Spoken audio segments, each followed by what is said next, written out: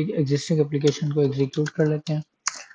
जो जिस प्रोजेक्ट के अंदर हमने लास्ट टाइम हम अपनी एपीआई लिख रहे थे और एपीआई के अंदर हमने लास्ट टाइम ऑथेंटिकेशन के ऊपर बात की थी। सो ऑथेंटिकेशन के अंदर हमने अपने यूज़र के राउट्स लिखे। यूज़र के राउट्स के अंदर हमने कहा कि यूज़र मेरा रजिस्टर कर सकता है, लॉगिन कर सकता है और अपना पासवर्ड चेंज कर सकता है। ठीक है। सो मैं अपने एपीआई टूल के ऊपर जाऊंगा और मैं अपने पास यहाँ पे सॉरी ये अपनी एनएक्सपी वाले एप्लीकेशन ओपन करता हूँ। इसके अंदर प्रोडक्ट्स की रिक्वेस्ट चलाते हैं। मैंने प्रोडक्ट्स की रिक्वेस्ट सेंड की और यहाँ पे मेरे पास प्रोडक्ट्स का डेटा आ गया। फाइन। मैं यहाँ से कोई एक प्रोडक्ट उठाता हूँ और मैंने कहा जी अगर मैं अब डिलीट की रिक्वेस्ट परफॉर्म करना चाहूँ और यहाँ से मैं रिक्वेस्ट सेंड करूँ, so you can see here authentication field data null और एरर क्या है GWT एक्सपायर्ड, क्योंकि यहाँ पे आप ऑलरेडी बेरल टोकन के अंदर एक टोकन प्रोवाइड कर रहे हैं जो एक्सपायर हो चुका है। अगर आप टोकन प्रोवाइड नहीं करेंगे, again authentication failed but token not provided. Fine. तो इट मीन्स कि आपने एटलीस्ट ऑथेंटिकेशन कर ली, जिसमें आप ये देख पा रहे हो कि ये जो आपके पास प्रोडक्ट है ये आप बगैर लॉगिन किए डिलीट नहीं कर सकते। सिमिलरली आपके पास एक राउट है जिसमें आप एक प्रोडक्ट को गेट कर रहे हैं, ये प्रोडक्ट एग्जिस्ट नहीं कर रही और इसका मतलब ये है कि यहाँ पे दरअसल इसके अगेंस्ट आपने यूजर की ऑथेंटिकेशन डिमांड नहीं की हुई, क्योंकि यहाँ से आप पब्लिकली डेटा फेच कर रहे हो, व्यू कर रहे हो। Okay, then you have a route जिसके अंदर आप क्या करें, अपनी प्रोडक्ट क्रिएट करने जा रहे हो, आपने रिक्वेस्ट सेंड की again 401 unauthorized token not provided, that means your authentication is working perfectly.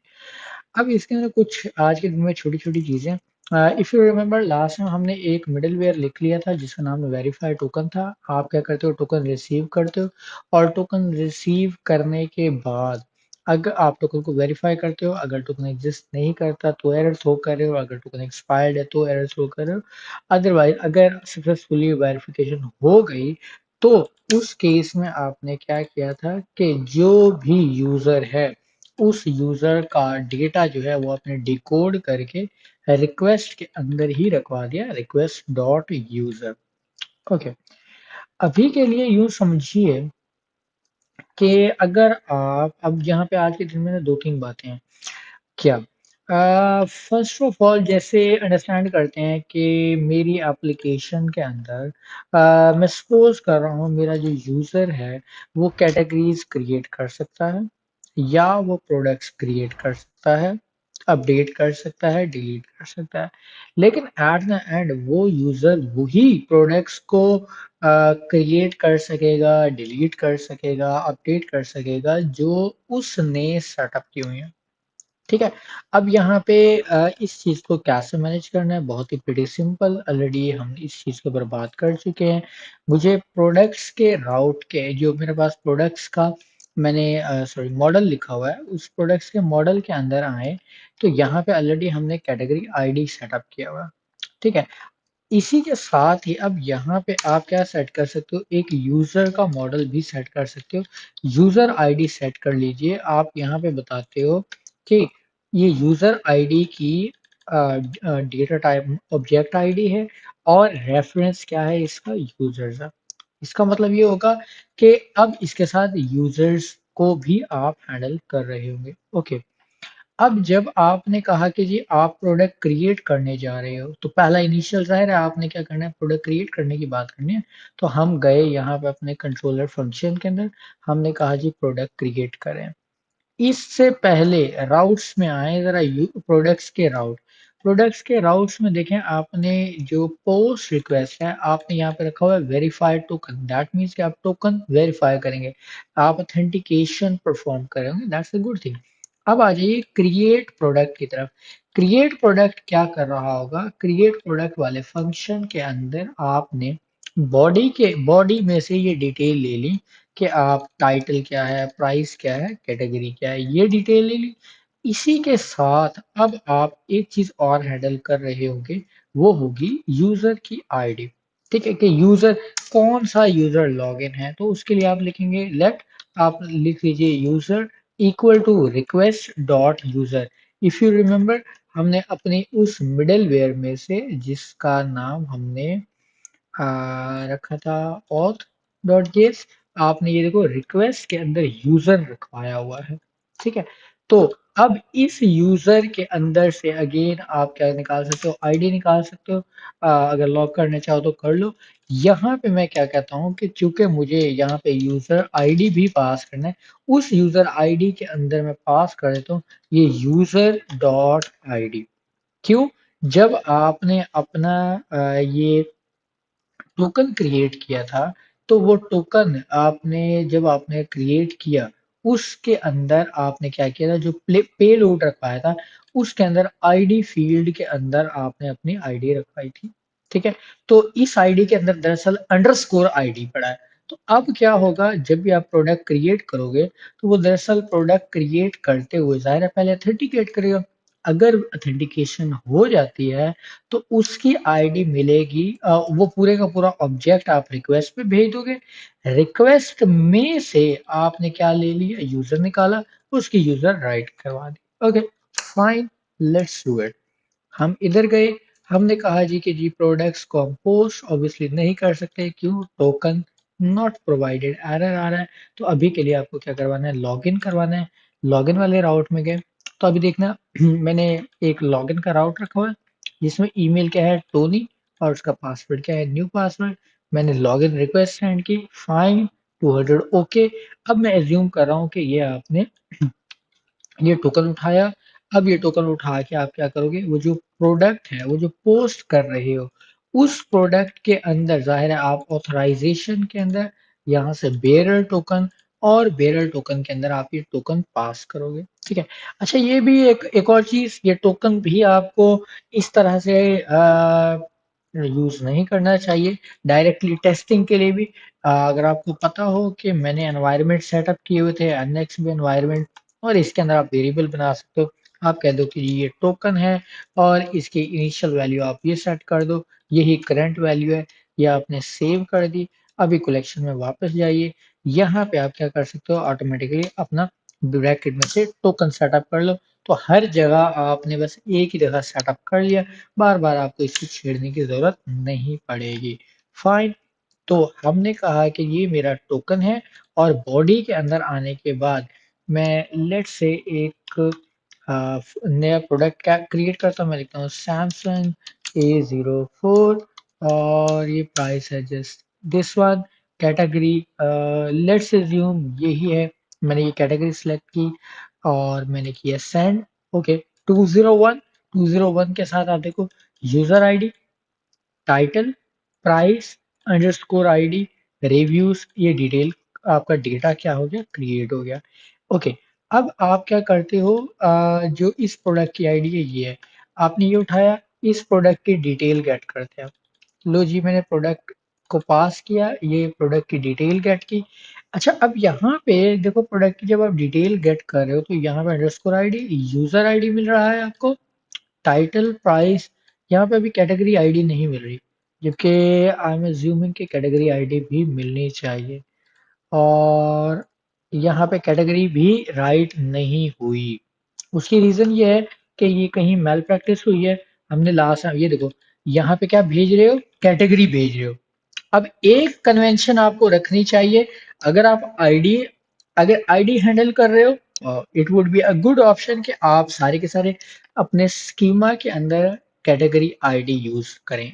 देखिए, जैसे मैंने प्रोडक्ट्स, यूजर आईडी, और यहाँ पे मैंने क्या लिखा हुआ है, कैटेगरी आईडी। ओके, अब जब मैं इसके कंट्रोलर फंक्शन में जाता हूँ प्रोडक्ट्स के, तो यहाँ पे भी ये देखो, ये मैंने कैटेगरी रिसीव की है। ओके, कैटेगरी नहीं रिसीव करनी चाहिए, कैटेगरी आईडी रिसीव करनी चाहिए। ठीक है, क्योंकि जाहिर है हम क्या करें, अभी के लिए कैटेगरी आईडी यूज करें। ठीक है, कैटेगरी इज रिक्वायर्ड, और यहाँ पे आपने कैटेगरी आईडी पास कर दी। ओके, और इसी तरह से आपने यूजर आईडी पास कर दी।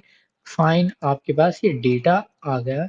से ये हमने कहाँ रखा, जब क्रिएट कर रहे थे। ओके, क्रिएट करने के साथ साथ जब हम अब देखते जाइएगा, हम प्रोडक्ट्स को गेट कर रहे हैं, हमने कहा है ये सारे फील्ड सिलेक्ट कर लो ऑब्वियसली। अब हमारे पास क्या है, कैटेगरी आईडी है, मुझे आईडी वाला फील्ड नहीं चाहिए। फाइन। अब यहाँ पे मुझे क्या करना है, पॉपुलेट करवानी है कैटेगरी आईडी। और वन मोर थिंग, यहाँ पे मैं पॉपुलेट करवाना चाह रहा हूँ यूजर आईडी फील्ड। ठीक है। और यूजर आईडी में से फिलहाल मैं ये निकाल देता हूँ। इसका मतलब ये है कि यूजर आईडी को ये, बल्कि ये लिखा रहे, यूजर आईडी को क्या करेगा, एक्सपैंड करेगा, यानी इस वाले इस आईडी के अगेंस्ट डेटा पॉपुलेट करेगा, लेकिन उसमें से फील्ड सिर्फ नाम दिखाएगा और बाकी की डिटेल्स नहीं दिखाएगा। So here we go, I just saved my collection, my function. और यहाँ पे इस आईडी के साथ ये जो मेरी प्रोडक्ट आईडी है, ये मैंने उठाई, मैं डिलीट की रिक्वेस्ट में गया और यहाँ से अगेन मैं टोकन वही वाला सेलेक्ट कर लेता हूँ जो ऑलरेडी मैंने सेव किया हुआ है। यहाँ से मैं आईडी पैरामीटर में से आईडी पास कर रहा हूँ और मैंने किया सेंड। ओके। अभी के लिए सैमसंग A04 प्रोडक्ट क्या हो गई है, डिलीट हो गई है। ठीक है। Product deleted successfully. अगर गेट रिक्वेस्ट में जाओ, आप रिक्वेस्ट चलाएं तो आगे देख रहे प्रोडक्ट नॉट फाउंड। ओके। अभी हम करते हैं अगेन, इसको इस वाले डेटा को मैं दोबारा जनरेट कर लेता हूँ। सॉरी, ये वाली कलेक्शन में बंद कर दूँ, ये इससे रेलेवेंट नहीं है। ओके। और मैंने कहा जी कि वापस चलते हैं कैटेगरी प्रोडक्ट्स के अंदर, प्रोडक्ट को पोस्ट करते हैं। हमने कहा जी ये कैटेगरी आईडी फील्ड है। ठीक है। और मैंने किया सेंड। फाइन। अब देखो यूजर आईडी फील्ड ऑटोमेटिकली आ गया, यूजर आईडी फील्ड आया आपके टोकन में से। ठीक है। और ये आपकी प्रोडक्ट क्रिएट हो गई और कैटेगरी आ गई। ओके। अब मैं सिर्फ प्रोडक्ट्स को गेट करने जा रहा हूँ, सारी की सारी प्रोडक्ट्स मैंने कहा जी गेट कीजिए। उप्स। और यहाँ पे है मेरे पास प्रॉब्लम। वो कहता है schema has not been registered for the model users, use mongoose dot model name or schema. So where is the problem? उसे लग रहा है कि ये जो हमने मॉडल बनाए हैं, कहीं मॉडल में गड़बड़ है।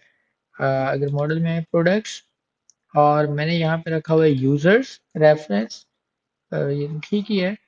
और अगर यहाँ पे आओ तो यहाँ पे यूजर रखा हुआ है और रिव्यूज के अंदर रिव्यूज। ठीक है। तो ये छोटी छोटी गड़बड़ देख रहे हो, यूजर्स। ठीक है। हमें यहाँ पे यूजर्स ही लिखना चाहिए। ओके। मैंने सेव कर दिया और अभी जाते हैं वापस और रिक्वेस्ट चलाते हैं। Now you can see here 200। Okay. और अभी ये आपका ज़ाहिर है, ये एक एक प्रोडक्ट आ रही है, उस प्रोडक्ट के अंदर rating underscore ID title price, ये बाकी के फील्ड्स हैं। लास्ट के ऊपर मेरा डॉक्यूमेंट देखिए जो अभी हमने क्रिएट किया, और से देखो अंडरस्कोर आईडी, यानी कि ये प्रोडक्ट की आईडी है, किस यूजर ने क्रिएट की है, ये उसकी यूजर आईडी, और ये उसका नाम, टाइटल, प्राइस, और ये किस कैटेगरी के अंडर फॉल करती है। तो ये देखो कैटेगरी वाले सारे फील्ड आ रहे हैं, जबकि यूजर के अगेंस्ट मैंने स्पेसिफिकली देख लिया कि ये इस यूजर से है। ओके।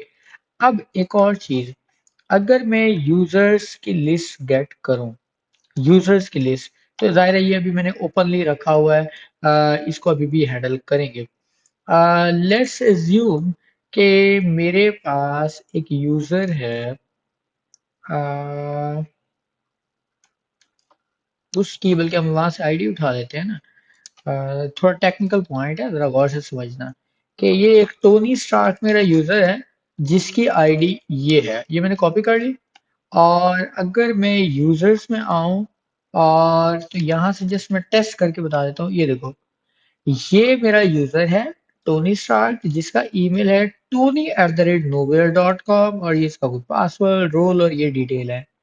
लेकिन इसी से ऊपर इसके बल्कि नीचे, इसके नीचे मेरे पास एक और यूजर है जिसका आईडी कुछ और है, उसका नाम टोनी स्टार्क है, उसका ईमेल tony1@novel.com। सो अभी मैं क्या करने जा रहा हूँ, इस वाले यूजर को लॉगिन करवाने जा रहा हूँ। ठीक है। ओके। मैं क्या करता हूँ, इसको लॉगिन करवाता हूँ। ज़ाहिर है लॉगिन करवाने के लिए मुझे क्या चाहिए, इसकी details. So I just use tony1@nowhere.com, send कीजिए। वो कहता है इनवैलिड ईमेल और पासवर्ड, इसका पासवर्ड होगा वाओ। लो जी, ठीक है, ये हमारा यूजर लॉगिन हो गया। अब इस यूजर का मैंने लॉगिन, इसका ये मैंने टोकन उठाया, कॉपी किया, और अगेन एनवायरनमेंट में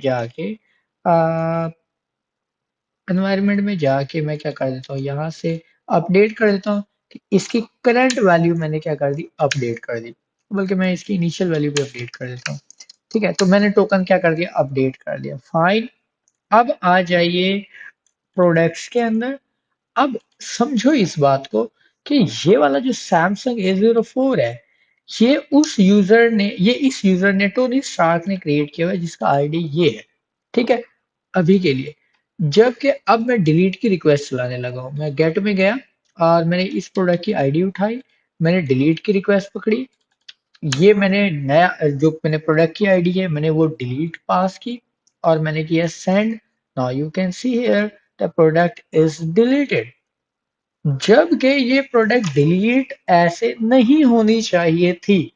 हियर वी हैव एनॉमली, कि हम देखो अगर टोकन नहीं है, लेट्स एज्यूम अगर टोकन नहीं है, तो वो ये तो कह रहा है कि ठीक है टोकन नॉट प्रोवाइडेड, फाइन। लेकिन अगर आप कोई टोकन एक्सपायर्ड प्रोवाइड करे, टोकन की हद तक सारी बातें ठीक है। द थिंग इज कि यहाँ पे आप ये चीज चेक नहीं कर रहे कि क्या ये प्रोडक्ट इसने क्रिएट की हुई है, क्या ये चीज आप हैंडल कर रहे हो, नहीं। ठीक है, समझ आई बात की कि प्रॉब्लम क्या है, लॉजिक में फ्लॉ कहाँ है। सर जी दोबारा रिपीट कर देना, तो समझ नहीं आई इसकी लॉजिक की। लॉजिक की क्या देखो, मतलब मैं बताता के हूँ, जी जी। समझो। हमने जो डिलीट की लॉजिक अभी के लिए ये देखो मेरी प्रोडक्ट है।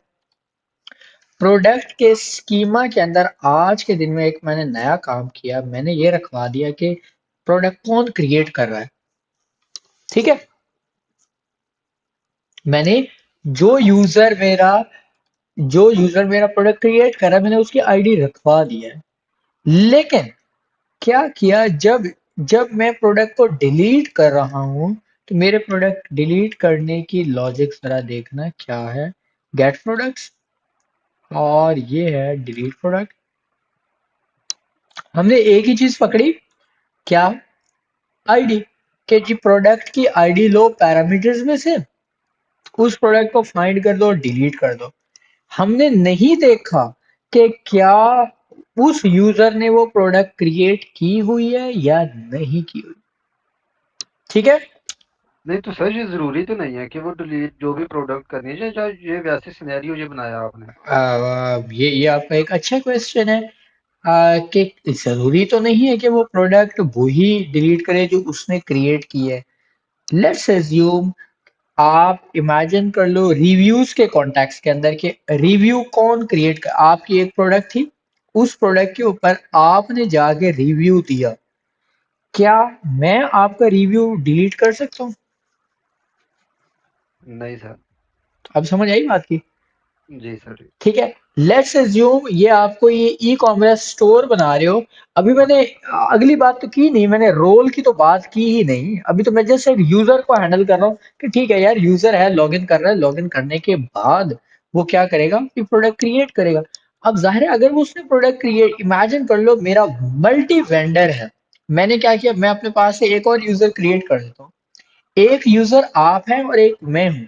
आपने 4 प्रोडक्ट्स ऐड की, मैंने 10 प्रोडक्ट्स ऐड की। तो क्या ऐसा होना चाहिए कि मैं आपकी की हुई प्रोडक्ट्स डिलीट करूं या आप मेरी की हुई प्रोडक्ट्स डिलीट करो। जी, नहीं सर। Exactly exactly। तो इसी पर्पस के लिए अभी ये प्रोडक्ट तो डिलीट हो रही है, बाय आईडी हो रही है। लेकिन हमें यहाँ पे क्या करना है, अगेन अब आप क्या करोगे, सेम थिंग, आप यूजर निकालोगे, let user equal to request dot user, और यहाँ से अब आपने क्या निकाल ली, जाहिर है यूजर के अंदर आपने क्या रखी हुई है, यूजर की आईडी रखी हुई है। तो आप यहाँ पे ये find by ID and delete, अब इस फंक्शन की बजाय अब आप आ जाइए अपने mongoose के ऊपर, आप डिलीट वन का फंक्शन चला लो। mongoose mongoose ODM।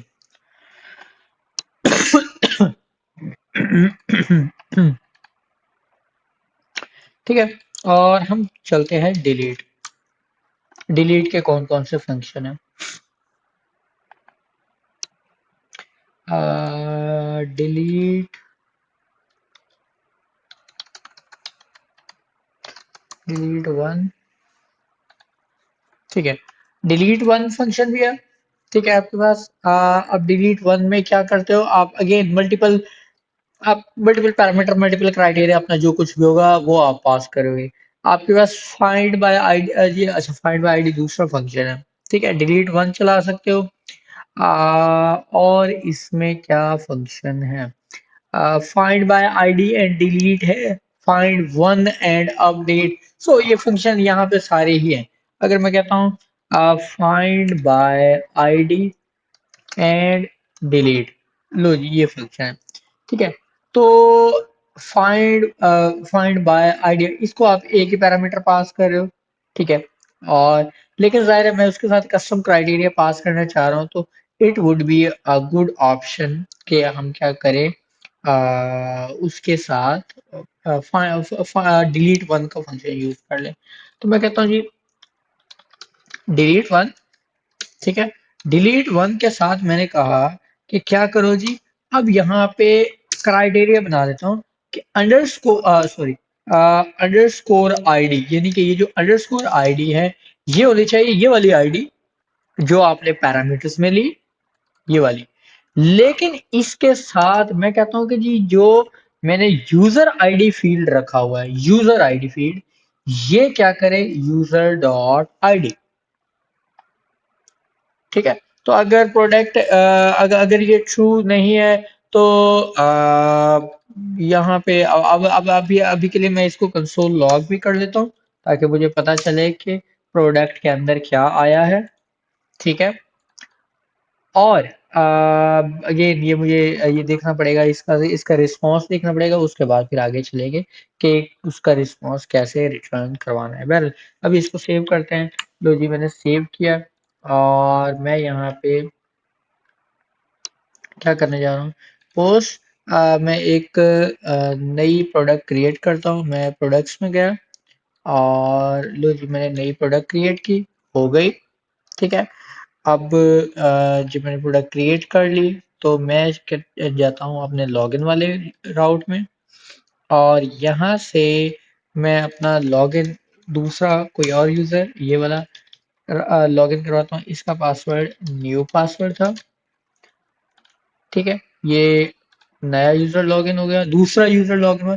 Just difference create करने की बात कर रहा हूँ। अब ये मैंने टोकन उठाया, एनवायरनमेंट में गए, और यहाँ से मैं टोकन मैंने रिप्लेस कर दिया, फाइन, कलेक्शन में आए, और मैंने ये प्रोडक्ट्स सारी की सारी गेट की।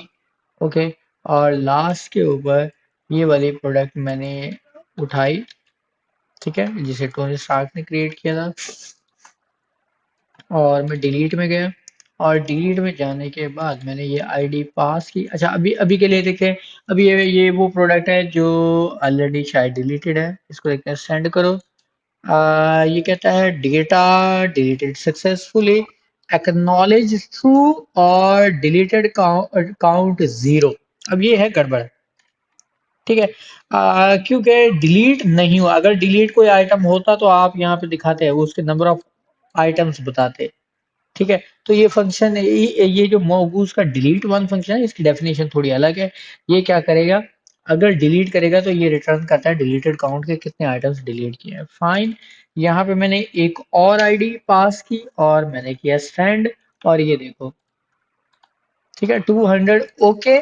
और ये एक्नॉलेज ट्रू कह रहा है, लेकिन डिलीटेड काउंट जीरो रिटर्न कर रहा है। मीन्स कि ये डेटा डिलीट नहीं कर रहा। ठीक है, अगर आप आओ अपने मोंगो डेटाबेस में, इसको मैं हाइड कर देता हूँ। वो मेरी ऑनलाइन वाली इंस्टेंस थी, और I don't know, I guess ये वाली है या ये वाली है। चलो मेरे ख्याल में ये वाली है। ठीक है, इसके अंदर प्रोडक्ट्स में, और प्रोडक्ट्स के अंदर अगर आप ये वाली आईडी उठाते हो, आप कर लो जी अंडरस्कोर आईडी, और आपने कह दिया जी ऑब्जेक्ट आईडी, और ऑब्जेक्ट आईडी के अंदर ये पास कर दी लो। ठीक है, ये सैमसंग A04 और ये प्रोडक्ट है जिसके अंदर आप कह रहे हो कि यूजर आईडी ये है। ठीक है, जो 477 से लास्ट कर रहा है। जबकि जब आप क्या करने जा रहे हो, जब आप पोस्ट करते हो, ये वाला टोकन मैं उठाता हूँ, इस वाले टोकन को मैं डी कोड करके दिखाता हूँ आपको। ठीक है, GWT पे गए, और यहाँ पे मैंने टोकन पेस्ट किया, और यहाँ पे देखो ये मेरा यूजर 473 है। ठीक है जी, जो इसके अंदर आईडी पड़ी है वो 473 है, जबकि मोगूज के अंदर ये देखो ये 477 वाला यूजर है। तो वो इस वजह से ये डिलीट नहीं हो रहा। ठीक है, अब जाहिर है यहाँ पे आप जो भी रिस्पॉन्स थ्रो करना चाहो, अब आप अपने लिहाज से रिस्पॉन्स जाहिर है सेटअप कर सकते हो, कि आइदर आपको स्ट्रिक्टली कोई रिस्पॉन्स बताना है। ठीक है, कि ये आप प्रोडक्ट डिलीट नहीं कर सकते, आपके पास ये परमिशन नहीं है, कुछ भी जो भी आपको सेटअप करना चाहो आप यहाँ पे सेटअप कर सकते हो। ठीक है, कि आप ये चेक करें कि ये प्रोडक्ट इससे रेलेवेंट है या नहीं, या खाली आप इसको रिटर्न कर सकते हो कि जी प्रोडक्ट इज नॉट डिलीटेड। ठीक है, ओके। तो अब जब प्रोडक्ट डिलीट होगी, तब आपको थोड़ा सा इसका रिस्पॉन्स क्या करना पड़ेगा, रिटर्न। तो बेसिकली आपको क्या करना है, यहाँ पे आपको एक चीज चेक करनी है कि अगर आपके पास जो प्रोडक्ट है, जब आप ये प्रोडक्ट डिलीट कर रहे हो, उसके अंदर डिलीटेड काउंट का जो फील्ड है, ठीक है, आप कहते हो ये जो प्रोडक्ट है इसके अंदर डिलीटेड काउंट अगर जीरो है, तो आप ये रिटर्न कर सकते हो product not found, product exist ही नहीं करती, या आप नॉट ऑथराइज है डिलीट करने के लिए, या कुछ भी आप जो भी रिस्पॉन्स रिटर्न करवाना चाहो।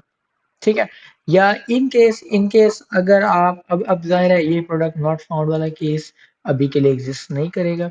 ठीक है, इसको मैं रिमूव कर देता हूँ। ठीक है, तो अब यहाँ पे आप इनफैक्ट एक और चीज भी चेक, अगर आप इस तरह से चेक करना चाहो फाइन, अगर मजीद आप इसको क्लियरली देखना चाह रहे हो, तो फिर आपको क्या करना है, आप यहाँ पे एक और चेक लगा लो कि अगर आपके पास ये प्रोडक्ट की डिलीटेड काउंट आपके पास क्या है, 1 है, तो आप क्या कर दो प्रोडक्ट डिलीटेड, या अदरवाइज इस तरह से भी जेनेरिकली रिस्पॉन्स थ्रो कर सकते हो। ठीक है, तो अभी मैं सेंड करूं, तो वो कहता है प्रोडक्ट नॉट फाउंड और नॉट ऑथराइज टू डिलीट। अच्छा, अब जाहिर है अब 404 आपको ये एरर थ्रो करने की जरूरत नहीं है, ये गलत है। ठीक है, 404 अभी आपको ये क्लियर नहीं है कि आइदर प्रोडक्ट एग्जिस्ट करती है, वो इशू है या कुछ है, तो अब आप यहाँ पे कोई और एरर कोड थ्रो करेंगे। ठीक है, अब आप ये डायरेक्टली ये वाला एरर थ्रो नहीं कर सकते, ये मुनासिब नहीं है। ठीक है, क्लियर होगी बात? हाँ जी। जी sir. Okay, so instead of throwing 404, मैं कहता हूँ जी कि ठीक है, ये 200 ही है, एग्जीक्यूट तो हुई है, प्रोडक्ट नॉट फाउंड और नॉट ऑथराइज टू डिलीट, बस ठीक है, प्रोडक्ट नॉट फाउंड ये ठीक है, प्रोडक्ट, या आप ये कह सकते हो प्रोडक्ट कांट बी डिलीटेड, इतना ही काफी है। ये प्रोडक्ट डिलीट करते हुए फील्ड हो गया कि आप उसको डिलीट नहीं कर पाए। तो अभी के लिए ये आपका फंक्शन बेहतर फंक्शन हो गया, कि आप इसे डायरेक्टली आप क्या कर सकते हो, एग्जीक्यूट, आप डिलीट नहीं कर सकते। ठीक है, अनऑथराइज वाला भी दिखाना मुनासिब नहीं है, जाहिर है अगर आप अनऑथराइज, क्योंकि आपको अनऑथराइज के लिए तो 401 थ्रो करना चाहिए था ना, कि आपके पास नहीं है, ये एक वेल्ड ऑप्शन है कि आप प्रोडक्ट के यूजर नहीं है, आप उसको ऑन नहीं कर रहे, या प्रोडक्ट आपकी एग्जिस्ट नहीं कर रही, या आप प्रोडक्ट ऑलरेडी डिलीटेड, कुछ भी इस टाइप का आप एसएमएस अपना अपने मैसेज जो है वो सेटअप कर सकते हो। ओके, अभी के लिए वापस जाते हैं लॉगिन वाली रिक्वेस्ट में, और हम क्या करते हैं टोनी 1 और वाव, और ज़ाहिर है हमें एरर आएगा क्योंकि ये पासवर्ड मैंने ठीक नहीं लिखा था। तो जी लॉगिन 200 ओके। ओके, और ये मैंने कॉपी किया। अब मैं जाता हूँ डिलीट की रिक्वेस्ट में, और अगेन ज़ाहिर है डिलीट की रिक्वेस्ट में मुझे एनवायरनमेंट में जाके अपना टोकन चेंज करना है। लो जी मैं कहता हूँ ये टोकन मैंने क्या कर दिया, रिप्लेस कर दिया। फाइन। हाँ, ओके। तो अच्छा वो कहता है use variables to reuse values and protect sensitive data. Fine. ये वेरिएबल टाइप्स, यहाँ से एक और चीज भी है, हम सीक्रेट टाइप वेरिएबल भी सेटअप कर सकते हैं। ठीक है, पोस्टमैन वोल्ट, ओके ये ठीक है, सही कर रहे हैं। अच्छा जी, तो पहले कलेक्शन में जाएं और डिलीट में गए, ठीक है, और मैंने ये रिक्वेस्ट चलाई। फाइन। और अब देखो डिलीटेड काउंट क्या है, 1। ठीक है, जी सर। प्रोडक्ट मेरी डिलीट हो गई है, प्रोडक्ट मेरी सक्सेसफुली डिलीट हो गई है। और अब अगर मैं दोबारा रिक्वेस्ट सेंड करूं तो वो देखो product not found or not owned by the user. ठीक है, क्योंकि ज़ाहिर है अब वो प्रोडक्ट एग्जिस्ट ही नहीं कर रही। क्लियर होगी बात। अब बजाय ये कि देखिए यहाँ पे आप पहले चेक करो प्रोडक्ट एग्जिस्ट करती है नहीं कर, इतना अननेसेसरी वर्कलोड ऐड करने की ज़रूरत नहीं है। ठीक हो गया जी। जी सर, क्लियर। ओके, सो अब ये आपका राउट बेहतर तरीके से काम कर रहा है कि अगर आई मीन ये फंक्शन एक लॉजिकल फंक्शन, अब ये लॉजिक सही बन गई कि आप जिस यूजर ने वो प्रोडक्ट क्रिएट किया है वही डिलीट करेगा। ठीक है, सिमिलरली अगर आप कहते हो कि जी ओके अपडेट प्रोडक्ट, ठीक है, अपडेट कौन करेगा, ऑब्वियसली वही यूजर अपडेट कर सकता है जो जिसके पास जिसने उसे क्या किया हुआ है, क्रिएट किया हुआ है। तो अगेन आपने क्या किया, पैरामीटर्स लिए, बॉडी ली। अब आपको यहाँ पे क्या लिखना है, यूजर भी निकालना है। तो आप लिखोगे let user equal to request dot user. Fine. और यहाँ पे आप क्या करोगे, आपने let user ID equal to आप निकालते हो यूजर डॉट आईडी। ओके, अच्छा जी, अब आप क्या करोगे, find by ID and update. ठीक है, हम चूंकि find by ID and update चला रहे थे, अब आपको अगेन इस फंक्शन को भी रिप्लेस करना होगा। तो हम कहते हैं find by ID. Okay, ID तो ये पास कर दिए, लेकिन मुझे इसके साथ कोई और क्राइटेरिया भी। तो आप क्या यूज करो, फाइंड वन एंड अपडेट चलाओ।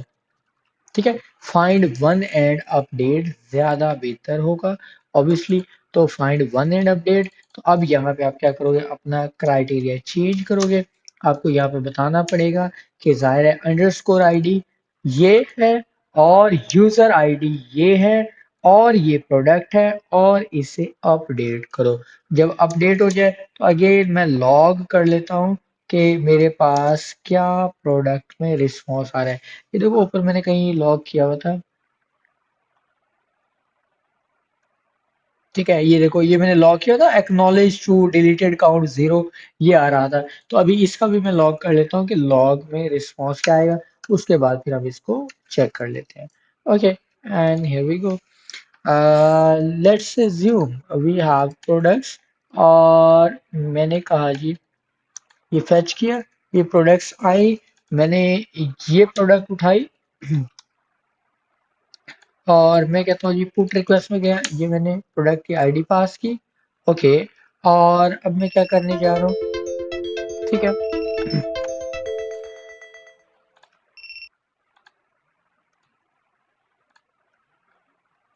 ओके, तो अब ये मैंने ज़रा आईडी पास किया, और मैं इसको इसका टाइटल अगेन लॉगी वेब टैब वेब कैम, और ये फिलहाल के लिए मैं इसमें से कैटेगरी निकाल रहा हूँ।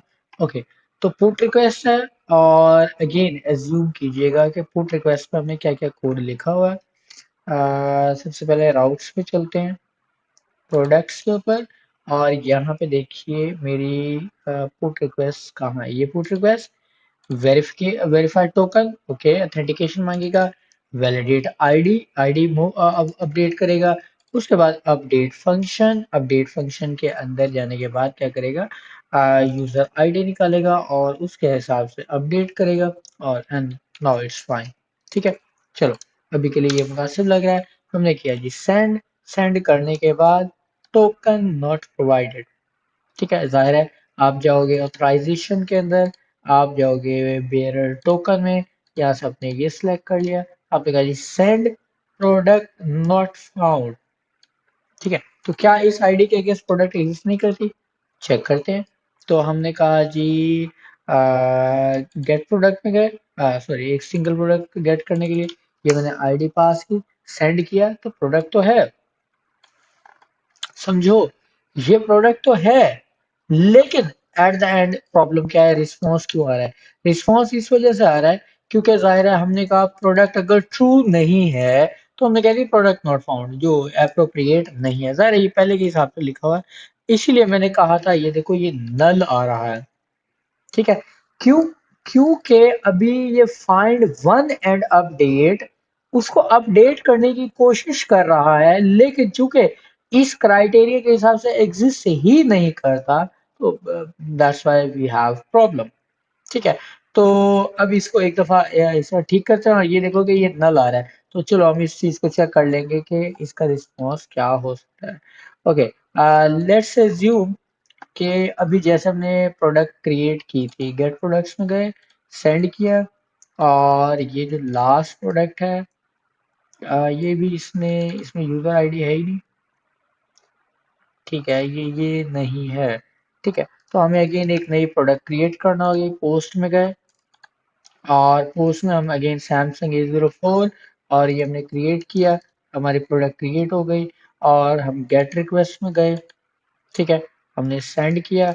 ओके, और अभी ये देखो ये प्रोडक्ट किसने क्रिएट किया, टोनी स्टार्क ने, और ये इसकी आईडी है सैमसंग A04, इलेक्ट्रॉनिक्स कैटेगरी के अंदर है। ओके, और मैं अब अपडेट करने जा रहा हूँ, मैंने कहा जी यही ये मेरी प्रोडक्ट की आईडी है, और जाहिर है अभी टोकन मेरा नया वाला ही है, इसी यूजर का है जो इस वक्त लॉगिन है, तो मैंने इसे लॉगी टैग वेब कैम और प्राइस ये सेंड किया। Now you can see here 200 okay, ID, user ID, title, price, ये सारी डिटेल्स पूरी सेम रिटर्न हो गई। ओके, अब अगर आप क्या करते हो, इस प्रोडक्ट की आईडी उठा के, और बल्कि इनफैक्ट आप ये दोबारा आप फेच करें, तो यहाँ पे देखो अब क्या है, वेब कैम और प्रोडक्ट की प्राइस अपडेट। ठीक है जी। जी सर। सो अभी के लिए आपका जो डेटा है वो प्रॉपरली अभी यूज समझिए कि अब आपकी ये प्रोडक्ट्स वाली जो कलेक्शन है, ये आपने ये सेटअप कर ली कि यार ये ठीक है, ये प्रॉपरली वर्क कर रही है। अब ये देखो ये आपके पास सही डेटा था, इसी वजह से ये आपका रिटर्न हो गया। अब अगर आप यहाँ पे कहते हो कि जी ये प्रोडक्ट अगर ट्रू नहीं है, so now you can throw an error for ज़ाहिर 404 डजंट मेक सेंस। आप 200, या it would be good option कि अगर 400 यानी बैड रिक्वेस्ट का आप थ्रो करो। आप यहाँ पे बताएं कि product can't be deleted, can not be updated, और not owned by the user, इस तरह से आपने ये क्या कर दिया, थ्रो कर दिया। ठीक है, जी सर। ओके, चलिए, हमने एटलीस्ट हमने रिलेशनशिप को बहुत ही इन डेप्थ एटलीस्ट हमने देख लिया, फाइन। अभी के लिए इसमें मजीद बेहतरी ऑब्वियसली हो सकती है। अब जैसे ये प्रोडक्ट्स का राउट है, ये प्रोडक्ट्स का एक फंक्शन है जो गेट प्रोडक्ट्स। अब ये प्रोडक्ट सारी दिखा रहा है। अगर इधर आओ, और यहाँ पे अगर आप प्रोडक्ट्स गेट की रिक्वेस्ट सेंड करते हो, तो ये क्या है, ये सारी प्रोडक्ट्स ये सारी प्रोडक्ट्स रिटर्न कर रहा है। ठीक है, क्यों? क्योंकि ये मैं ज्यूम कर रहा हूँ कि ये एक पब्लिक राउट है। ठीक है, कि जो आप अपनी वेब ऐप में, मोबाइल ऐप में यूज करोगे, जिसमें ये सारी डिटेल्स होंगी। जाहिर है अगर ये सारी डिटेल्स हैं तो अब आपको इसके अंदर से ये यूजर आईडी को नहीं दिखाना चाहिए कि ये किस यूजर ने क्रिएट की हुई है। ये जाहिर है अभी तो मैं टेस्टिंग कर रहा हूँ तो इसलिए दिखा रहा हूँ। मैं एक छोटा और कंसेप्ट आपके साथ आज डिस्कस करना चाह रहा हूँ। यूजर्स में आए और अगर मैं यूजर्स ये फेच कर रहा हूं, सारे यूजर्स फेच हो रहे हैं, व्हाट डू यू थिंक, क्या ऐसा होना चाहिए? क्या क्या तो यूजर्स की मेरे डेटाबेस के ऊपर, मेरी एप्लीकेशन के ऊपर जितने यूजर्स हैं, उन यूजर्स की लिस्ट क्या सारी इस तरह से दिखनी चाहिए? आई थिंक नहीं सर। ठीक है। So this is the problem. Okay, तो लेकिन अगेन किसी न किसी यूजर को तो देखनी होगी ना भाई। देखो पहली सीधी सी जी बात है। सर। पहला सिंपल सिंपल काम है, हम ये कहते हैं कि यार ये यूजर्स तो हैं, ठीक है, ये यूजर्स बगैर लॉगिन किए तो नहीं दिखने चाहिए ना। अभी मैं रिक्वेस्ट सेंड कर रहा हूँ और मैं डायरेक्टली देख पा रहा हूँ कि यार ये यूजर्स की लिस्ट है। तो आप ये चेक करना चाह रहे हो कि अच्छा यूजर्स की लिस्ट, ये जो पब्लिकली है, तो आप ये वेरीफाई करना चाह रहे हो, तो आपने क्या दिया सिंपल, आप क्या करो, वेरीफाइड टोकन। ठीक है, आप क्या कर लें, वेरीफाइड टोकन करने के जिस यूजर, आप यूजर्स की लिस्ट देखने तो आप लॉग इन होने चाहिए। ओके, ये एक चीज हो गई। लेकिन स्टिल अभी मैं सेंड करूं तो ये देखो वो कहता है आप लॉग इन नहीं है, अनऑथराइज। अब मेरा अगेन क्वेश्चन ये है, क्या यूजर जो भी है, जैसे अभी मैं कहता हूँ जी मैं ऑथराइजेशन में गया, बेरर टोकन बेसिक ऑथ या बेरर टोकन मैंने सेलेक्ट किया और ये टोकन पास कर दिया, तो ये देखो ये तो इसने सारी यूजर्स की लिस्ट देख ली। ये तो मेरा वो जो टोनी स्टार्क जो भी था, चाहे ये वाला यूजर था या ये वाला था, इसने तो सारी लिस्ट देख ली, जबकि ऐसा नहीं होना चाहिए। So here come another thing that we already set up by using our middleware. हमने ना इनफैक्ट रोल सेटअप किए थे। अगर मॉडल में आओ, यूजर के अंदर हमने अपने पास रोल सेटअप किए थे, if you remember, name, email, password, and role. And here we have two roles, admin and user. ठीक है, तो हमने क्या किए थे, जी सर। रोल। अब आप क्या कर सकते हो, ऑब्वियसली आप रोल देख सकते हो कि यूजर का क्या रोल है। उस रोल के लिहाज से देख सकते हो कि आइदर वो क्या कर सकता है, ये काम कर सकता है या नहीं कर सकता है। ठीक है, हाँ जी। जी सर। अगर आप ये वापस जाएं GW.io में, तो अच्छा इसके अंदर ना हमने रोल नहीं रखवाया हुआ। आप इसके अंदर JWT के अंदर भी रोल रखवा सकते हो। ठीक है, it would be a good option कि जब आप अपना टोकन साइन कर रहे होंगे तो आप क्या करें, उधर ही उसी के अंदर रोल रखवा दीजिए।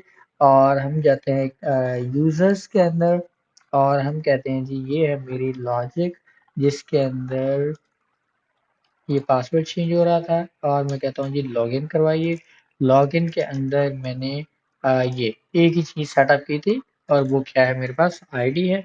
सो I am just breaking down it multiple line. Now I want to put role. ठीक है, कि मेरे पास क्या होना चाहिए, रोल भी सेटअप होना चाहिए।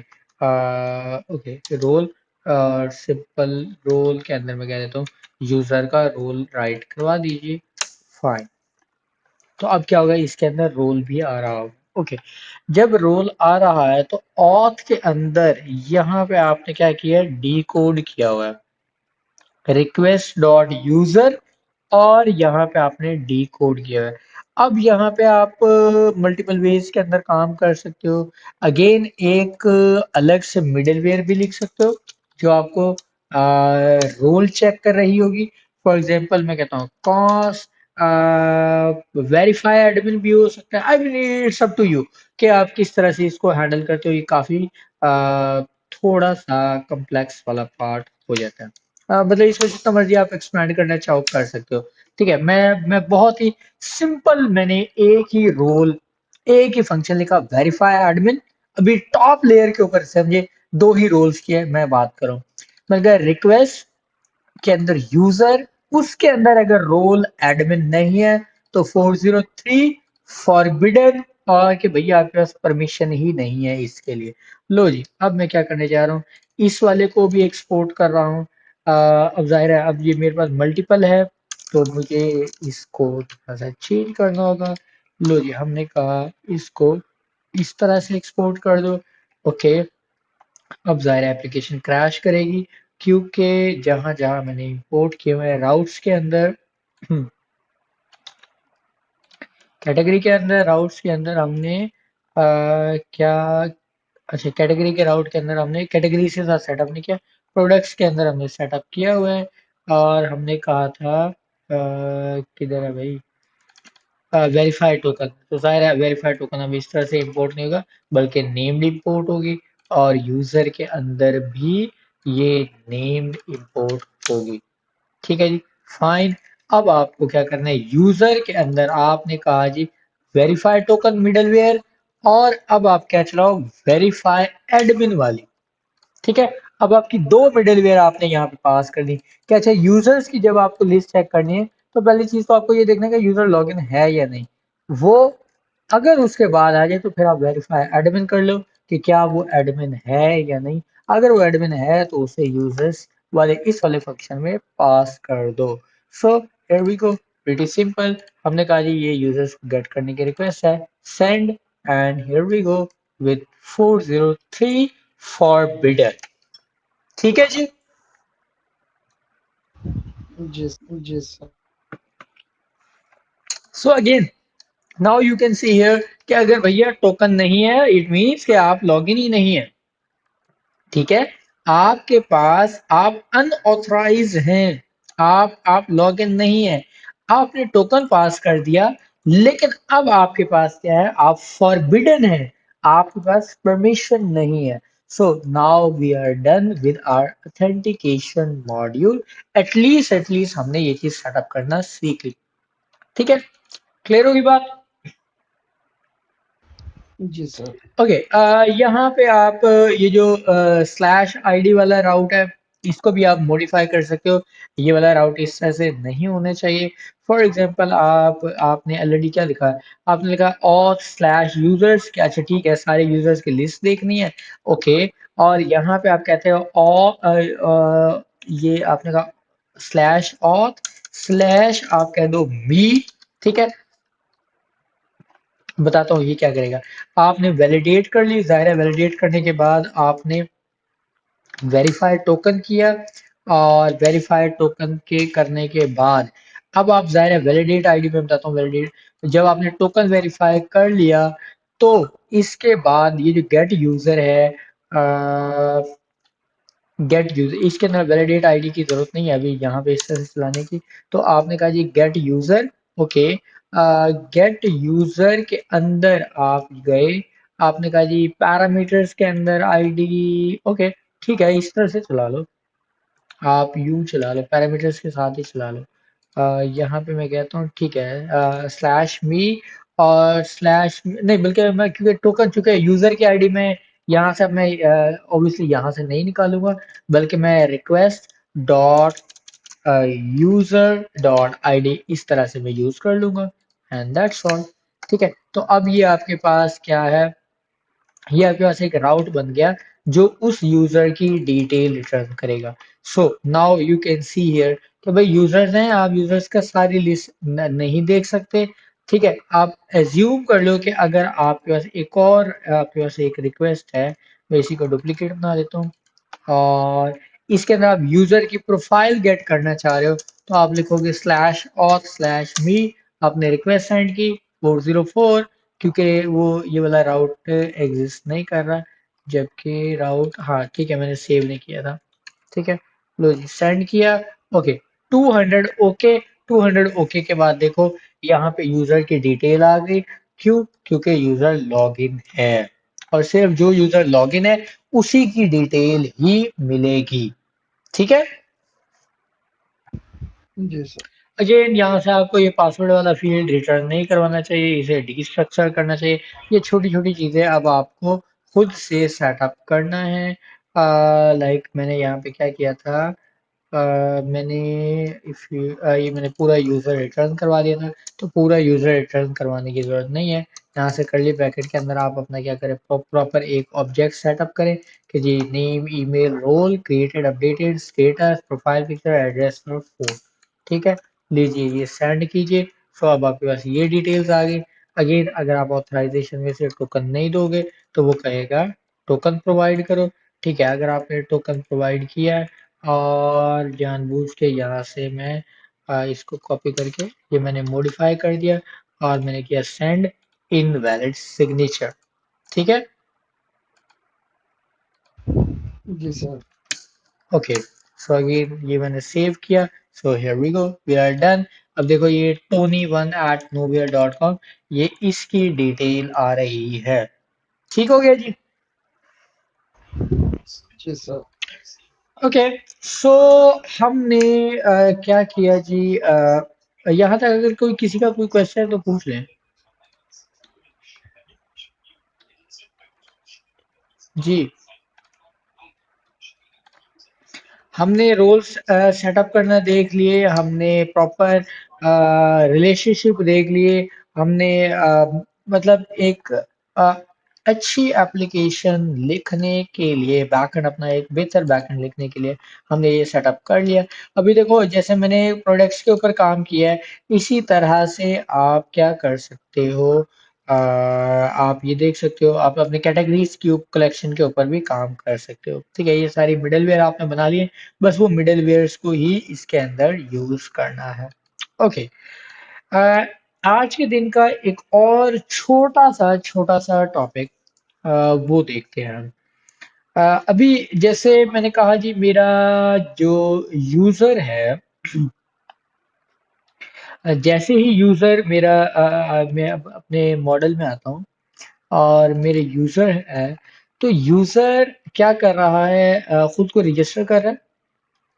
ठीक है, तो चलो यहाँ पे हम गए, ये पोस्ट रिक्वेस्ट है और मैंने ये पोस्ट रिक्वेस्ट सेंड की।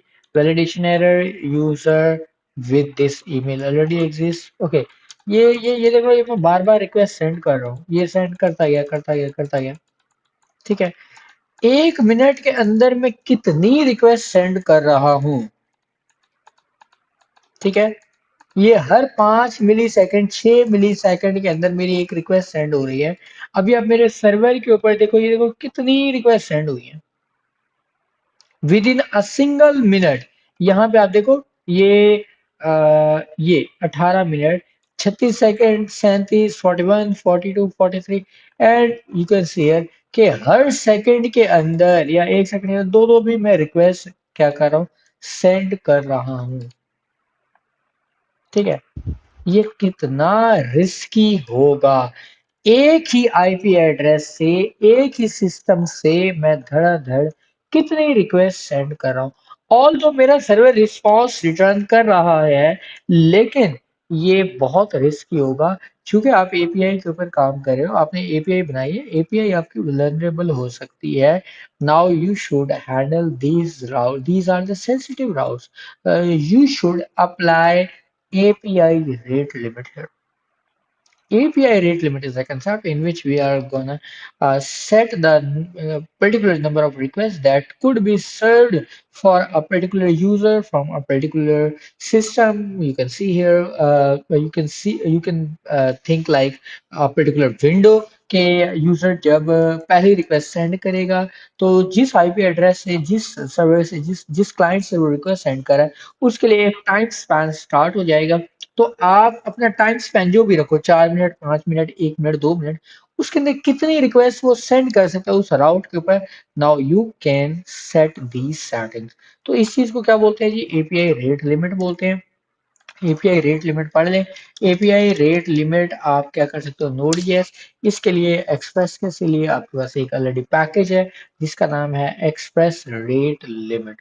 बहुत ही आसान पैकेज है, इंस्टॉल कर ले। यहाँ पे रेपोजिटरी और ये होम पेज देख लीजिए, ये गिटहब के ऊपर इसकी रेपोजिटरी है अगेन, और ये इसकी इसकी डॉक्यूमेंटेशन कहाँ है, इसकी डॉक्यूमेंटेशन,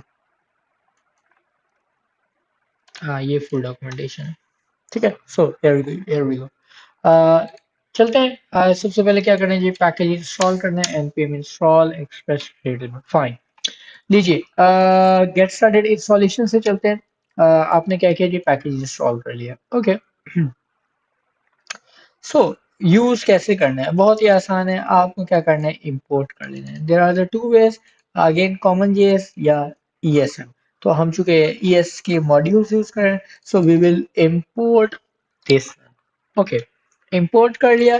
उसके बाद आप क्या करोगे, ये जो आपने इंपोर्ट किया है रेट लिमिट, इसके लिहाज से आप इसके कॉन्फ़िगरेशन बनाएंगे। कॉन्फ़िगरेशंस के अंदर क्या है, बहुत ही आसान इजीएस्ट वे है। ठीक है, आपने क्या करना है जी, सबसे पहले आपने विंडो सेटअप करनी है, एक विंडो ओपन करनी है। इट मीन्स कि जब आप पहली रिक्वेस्ट सेंड करोगे तो उस उस रिक्वेस्ट के लिए यूं समझ लें एक नया वर्चुअल एक विंडो ओपन हुआ, एक वर्चुअली ट्रैक होना स्टार्ट हो गया। तो वो विंडो आप कितनी मिनट के लिए रखना चाह रहे हो, 15 मिनट के लिए, 5 मिनट के लिए, 1 मिनट के लिए, that's up to you. Okay, limit बताएगा कि उस विंडो में से उस आईपी के अगेंस्ट उस रिक्वेस्ट उसके अगेंस्ट कितने रिक्वेस्ट सर्व की जा सकते हैं, बस। तो अब यहाँ पे समझो कि ये 15 का मिनट है, 15 मीन्स 15 मिनट। लिमिट 100 मीन्स के 15 मिनट के अंदर 100 रिक्वेस्ट उस सेम यूजर से सर्व होगी। स्टैंडर्ड हेडर ट्रू, आपने कह दिया कि जी आप क्या करते हो, ऑटोमेटिकली यहाँ से return the rate limit info, और लेगेसी हेडर आपने फॉल्स सेटअप कर दी, ये ऑलरेडी जो पुराने है उसके लिए। और ये आपकी एज ए लिमिटर मिडलवेयर के तौर पे यूज होगा। आप ऐप के अंदर बता दो, अगर आप किसी स्पेसिफिक राउट के ऊपर सेटअप करना चाह रहे हो, एज ए मिडलवेयर यूज करना है, ये आप जानते हो। So it's a common thing. चलिए, तो मिडलवेयर है, मिडलवेयर के अंदर आप अपनी नई मिडलवेयर भी लिख सकते हो। मैं कहता हूँ जी रेट लिमिट एपीआई, लेकिन एपीआई रेट लिमिट के नाम से तो ऑलरेडी पैकेज है, तो मैं कहता हूँ जी API limit dot JS. Okay, और सिंपल, मुझे कुछ भी नहीं करना है, इसको इंपोर्ट करना है। और अब मुझे क्या करना है, यही फंक्शन यूज कर लेना है बस। और मैंने कहा जी लिमिटर, और मैं अभी एक ही बताता हूँ कि जी ये 1 मिनट के लिए विंडो ओपन होगी, और 1 मिनट के अंदर ये मैक्सिमम 5 रिक्वेस्ट सेंड कर सकता है। या मैं कह देता हूँ कि यार ये लॉगिन की 10 रिक्वेस्ट सेंड कर सकते हैं, 10 से ज्यादा रिक्वेस्ट सेंड करने की कोई सेंस नहीं बनती। क्यों, ये अभी मैं एक लिमिटर बना रहा हूँ। ठीक है, और मैं कह देता हूँ लेट्स से कि जी इसको कोई भी नाम दे देना जो भी सेटअप कर रहा हूँ। फिलहाल के लिए मैं इसका एपीआई रेट लिमिट, ठीक है, और चलो, और इसको मैं एक्सपोर्ट कर देता हूँ। और मैं कहता हूँ जी एक्सपोर्ट, और करली ब्रैकेट के अंदर मैंने ये रख दिया। ठीक है, इसको मैं इंपोर्ट कर लूंगा अपने यूजर्स वाले राउट के अंदर। ठीक है, और मैं कहता हूँ जी इंपोर्ट, ठीक है, और कर्ली ब्रैकेट के अंदर दिस वन, और फ्रॉम एपीआई रेट लिमिट, इस वाले फंक्शन से एपीआई लिमिट वाले से मैंने ये इंपोर्ट कर लिया। ओके, और आ जाइए यहाँ पे। बस अब आपने क्या करना है, इस एक फंक्शन को आपने क्या कर लेना है यूज, कहाँ पे, लॉगिन वाले पे। ठीक है, ये लो जी लॉगिन वाले पे मैंने यूज कर लिया। ठीक है, सिमिलरली मुझे साइन अप पे मुझे डाउट है कि कोई साइन अप जो मुझे अननोन रिक्वेस्ट सेंड ना करे। मुझे यहाँ पे अगर मैं चेंज पासवर्ड की कोई मेरी हो सकती है, तो ये सेंसिटिव राउट है, मैं यहाँ पे अप्लाई कर देता हूँ। So I just invoked my function on these routes. Okay, so application मेरी चल रही है। ओके, हम चलते हैं यहाँ पे। मैंने यूजर रजिस्टर की एक रिक्वेस्ट, तो ये मेरी विंडो क्रिएट हो गई। 2 3 4 5 6 7 8 9 10 11, और बूम। ठीक है, 429, टू मेनी रिक्वेस्ट। ठीक है, जी सर। ओके, सो वी अच्छा जस्ट, हाँ जी। अच्छा सर, इसमें हम यूँ कर सकते हैं कि लिमिट लगा दें कि इतने टाइम तक वो दोबारा रिक्वेस्ट ना भेजे, और जो हमारे पास रिस्पांस है उसको कॉपी कर ले, जब वो दोबारा रिक्वेस्ट भेजे तो वही रिस्पांस उसको सेंड हो जाए। देखिए अभी के लिए जैसे 429 है, 429 का मतलब ये है कि रिक्वेस्ट तो सर्वर पर रिसीव हुई है, ठीक है, लेकिन वो रिक्वेस्ट पूरी एग्जीक्यूट नहीं हुई, बल्कि मिडलवेयर ने कैच करके वहीं से हेडर रिटर्न करवा दिए। देखो, आपने रिस्पॉन्स सेटअप नहीं किया, आपने ये देखो, ये आपका HTML रिटर्न हो रहा है, आपने रिस्पॉन्स सेटअप नहीं किया। ठीक है, तो आपकी रिक्वेस्ट कंप्लीटली सर्व ही नहीं हुई, यहीं से आपने रिटर्न कर दिया है। ठीक है, अच्छा अगर मैं ये फॉल्स सेट कर दूं तो देखना क्या होता है। ठीक है, ये मैंने फॉल्स सेटअप किया और मैंने रिक्वेस्ट सेंड की, ये एक रिक्वेस्ट, दो, अब ये अगेन 10 रिक्वेस्ट,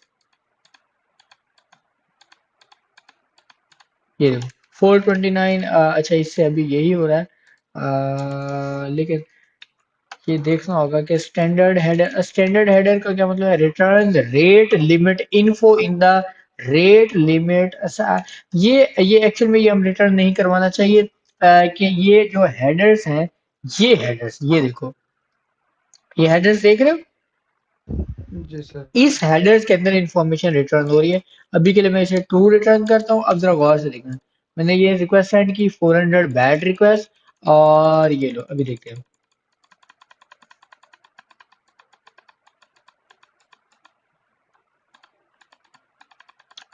क्या हुआ। अभी इतनी देर में तो सर्व हो जानी चाहिए थी। ओके,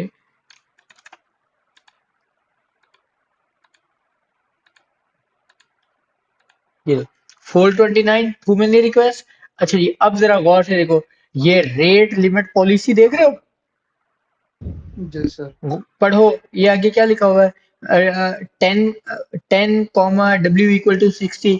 डब्ल्यू इक्वल टू 60 का मतलब क्या है, विंडो 60 सेकंड के लिए ओपन हुई है और 10 रिक्वेस्ट सर्व हुई है। ये देख लो, ये नीचे पैरामीटर्स नहीं है, रेट लिमिट 10, जी और सर। ये रिमेनिंग कितनी है, 0। ये सारी की सारी इसके अंदर ये सेटिंग्स, ये अगर आप शो करवाना चाह रहे हो तो आप जाहिर है इसको ट्रू सेट कर दो, अदरवाइज आप इसको क्या रखें, फॉल्स सेट कर दें। ठीक है जी। जी सर। सर मैं बेसिकली बस पूछना ये चाह रहा था कि हम ऐसा कर देना कि एक टाइमर सेट कर दे, उस टाइमर के अंदर वो जो यूजर है जितनी भी रिक्वेस्ट सेंड करे तो उसका जो रिस्पांस है उस टाइमर के अंदर वो सेव हो जाए, और जब भी रिक्वेस्ट भेजे उस टाइम के अंदर तो उसको वही रिस्पांस चला जाए। देखो ऐसा पॉसिबल है? आप ये काम नहीं कर सकते। उसके रीजन ये है, आपने रेस्ट एपीआई यूज किया। रेस्ट एपीआई का मतलब ये है कि आपका क्लाइंट आपके सर्वर के साथ तो बाइंडेड है ही नहीं। ठीक है, जी। आप क्या कर रहे हो, आपकी जब रिक्वेस्ट आई, आप इंडिविजुअल रिक्वेस्ट के तौर पर ट्रीट कर रहे थे। जी ठीक है, सर। इसीलिए इसीलिए आपके रिक्वेस्ट को ट्रैक नहीं रखा जाता। Okay, fine. तो हमने एक और अपनी एप्लीकेशन में बेहतरीन, अच्छा एपीआई आप क्या कर सकते हो, आप मल्टीपल, आप ये देखो जैसे उसने यूज किया ना, स्लैश ऑथ के साथ ही लिमिट लगा दी कि अच्छा ये वाली लिमिट जो है ना, आप बजाय यहाँ पे अपने कोड के अंदर लगाएं। ये एक अच्छी प्रैक्टिस थी कि बजाय ये कि आप यूजर के राउट्स के अंदर एपीआई रेट लिमिट सेटअप करो, कोई जरूरत नहीं है। ठीक है, यहाँ पे आपको सेटअप करने की जरूरत ही नहीं है।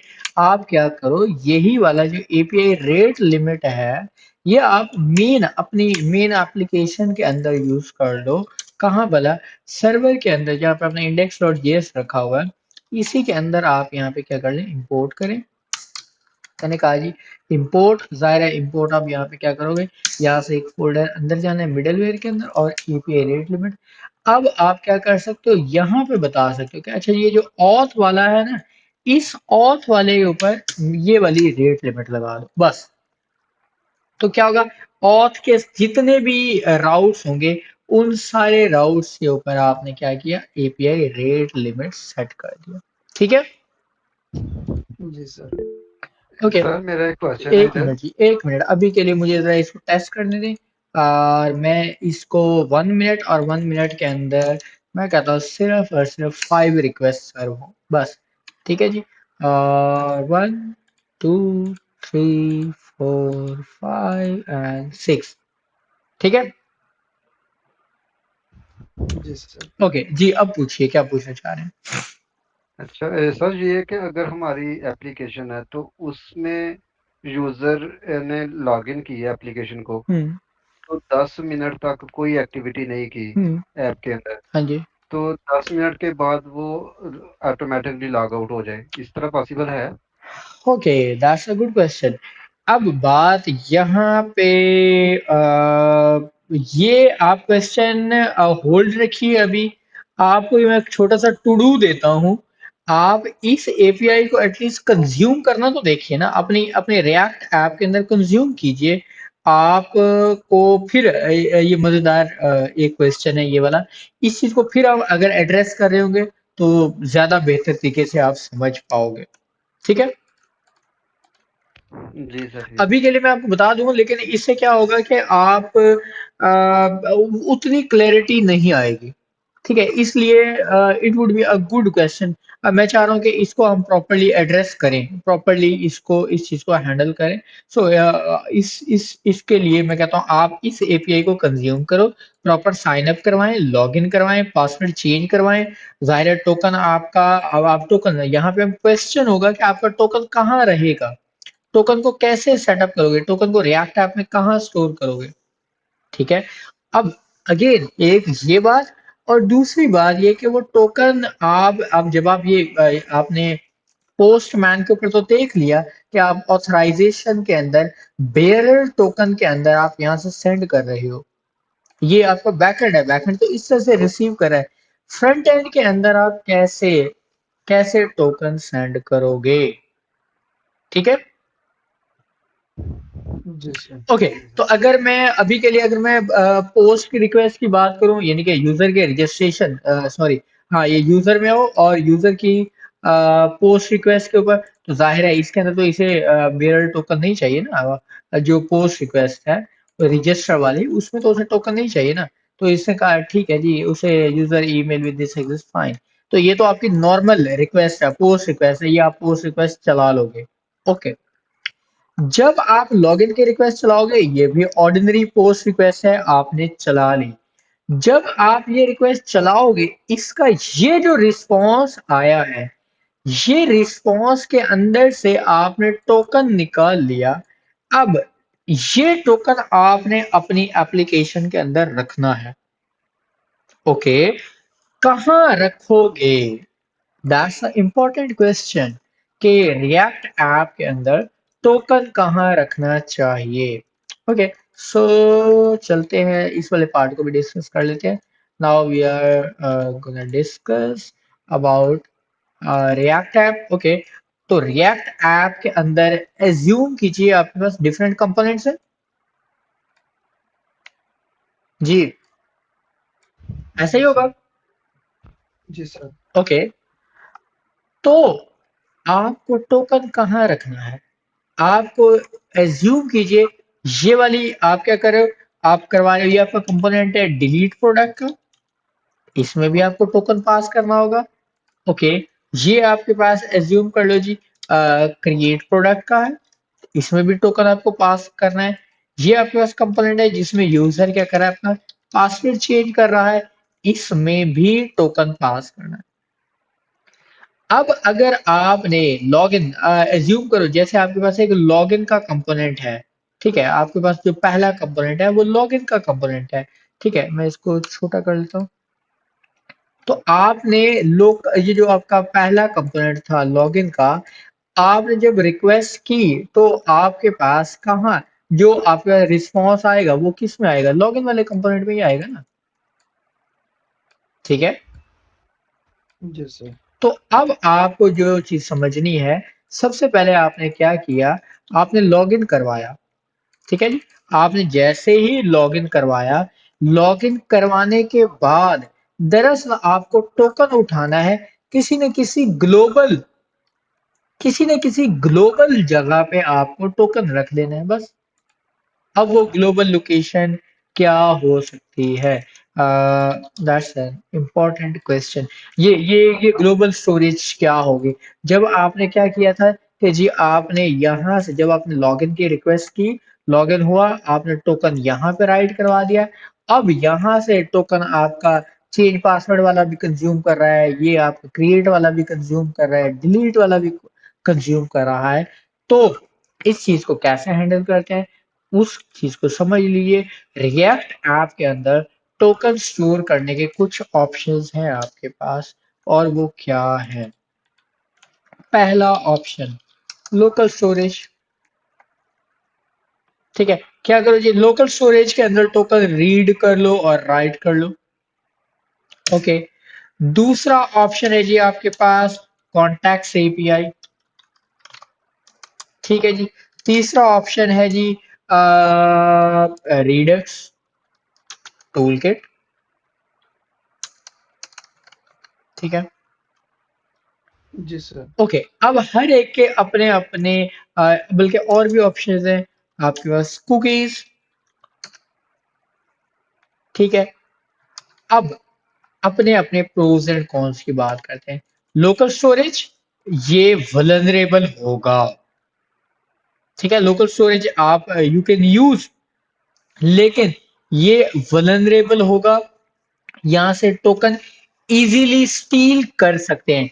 लोकल स्टोरेज परसिस्टेंस है, परसिस्टेंट स्टोरेज है, मीन्स के परमानेंट है, मीन्स के जब तक आप डेटा रिमूव खुद से नहीं करते तब तक से रिमूव नहीं होगा। ठीक है, जब तक से आप खुद रिमूव नहीं करते तब तक तो इसके अंदर डेटा रहेगा। लेकिन लेकिन लेकिन लेकिन आपके पास persistent स्टोरेज तो है, बट क्या है, वल्नरेबल। ठीक है, वल्नरेबल क्या है, एक्स एसएस अटैक, जिसको क्रॉस साइट स्क्रिप्टिंग बोलते हैं। ठीक है, उसके अंदर क्या है जी, ये वल्नरेबल है। आपका ये टोकन क्या हो सकता है, पायरेट किया जा सकता है, इसको आप रिमूव कर सकते हो। तो it could be a problematic thing. Okay, तो क्या है यार, ठीक है, स्पेल ठीक ही तो है।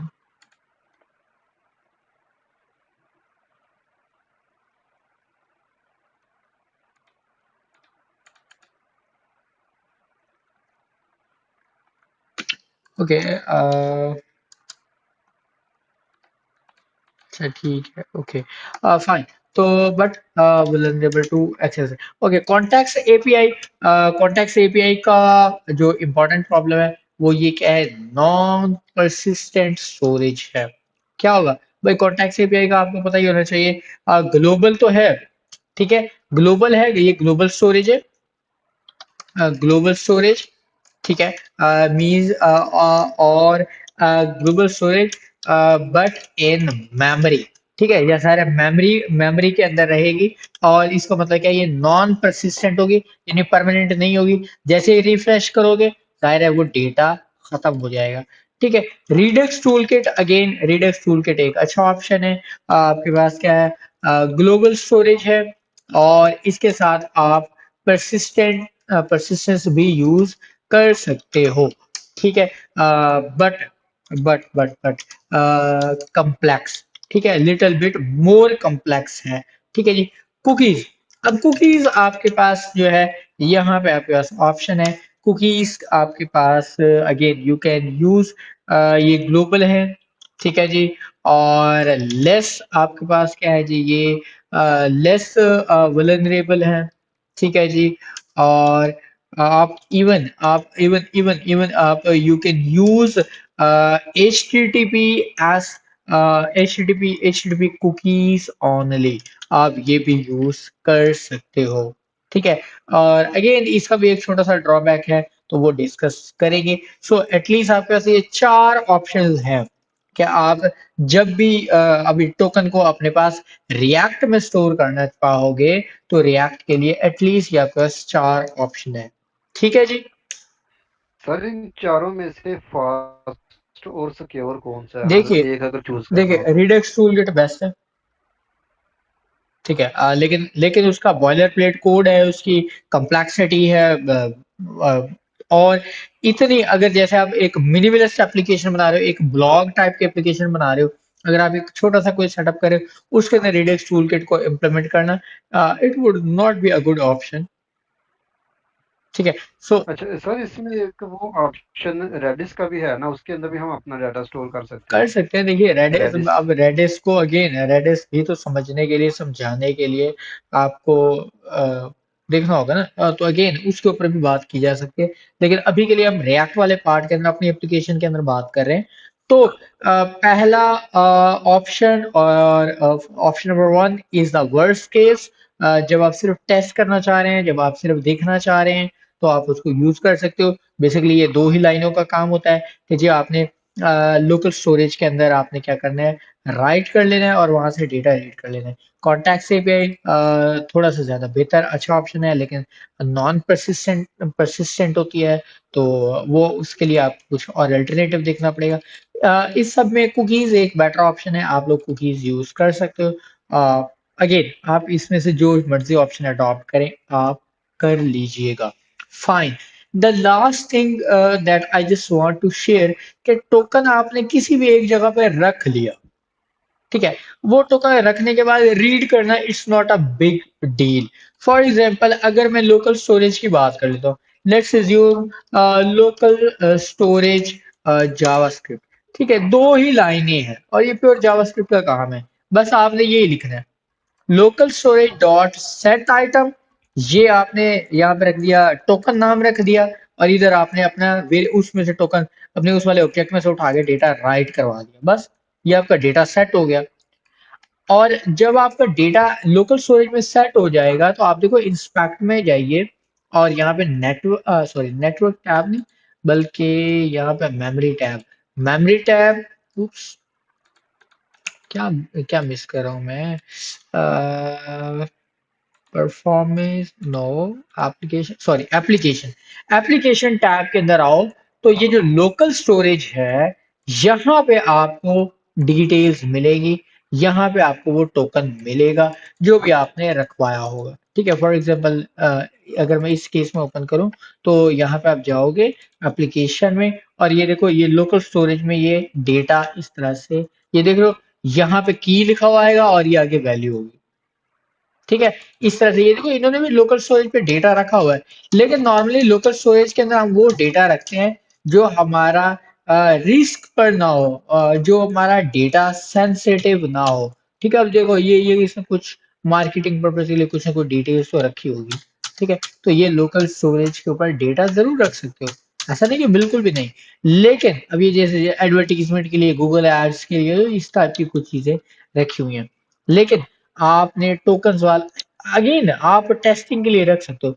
जब आपको कहीं जब जैसे अभी आपको मैं यहाँ पे बता रहा था कि आपको चेंज पासवर्ड वाले कंपोनेंट में चाहिए, क्रिएट वाले कंपोनेंट में चाहिए, डिलीट वाले कंपोनेंट में चाहिए, तो आपको क्या करना पड़ेगा, आप लिखोगे local storage dot gate item और यहाँ पे उसका नाम रख लोगे, तो आप डेटा क्या कर लोगे, रीड कर लोगे, ठीक है। क्लियर होगी बात?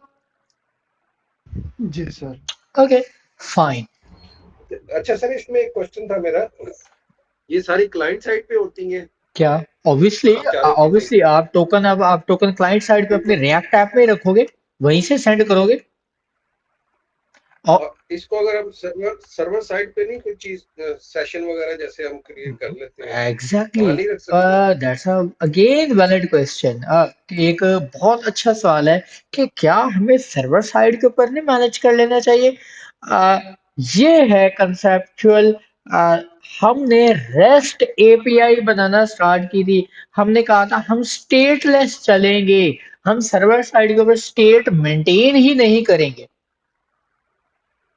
ठीक है। ठीक है। अगर अगेन आप कर सकते हो, आप सर्वर साइड के ऊपर सेशन स्टोरेज यूज कर सकते हो, ठीक है। सेशन स्टोरेज यूज करने का मतलब ये है कि आपने क्लाइंट को और अपने सर्वर को कपल कर दिया है।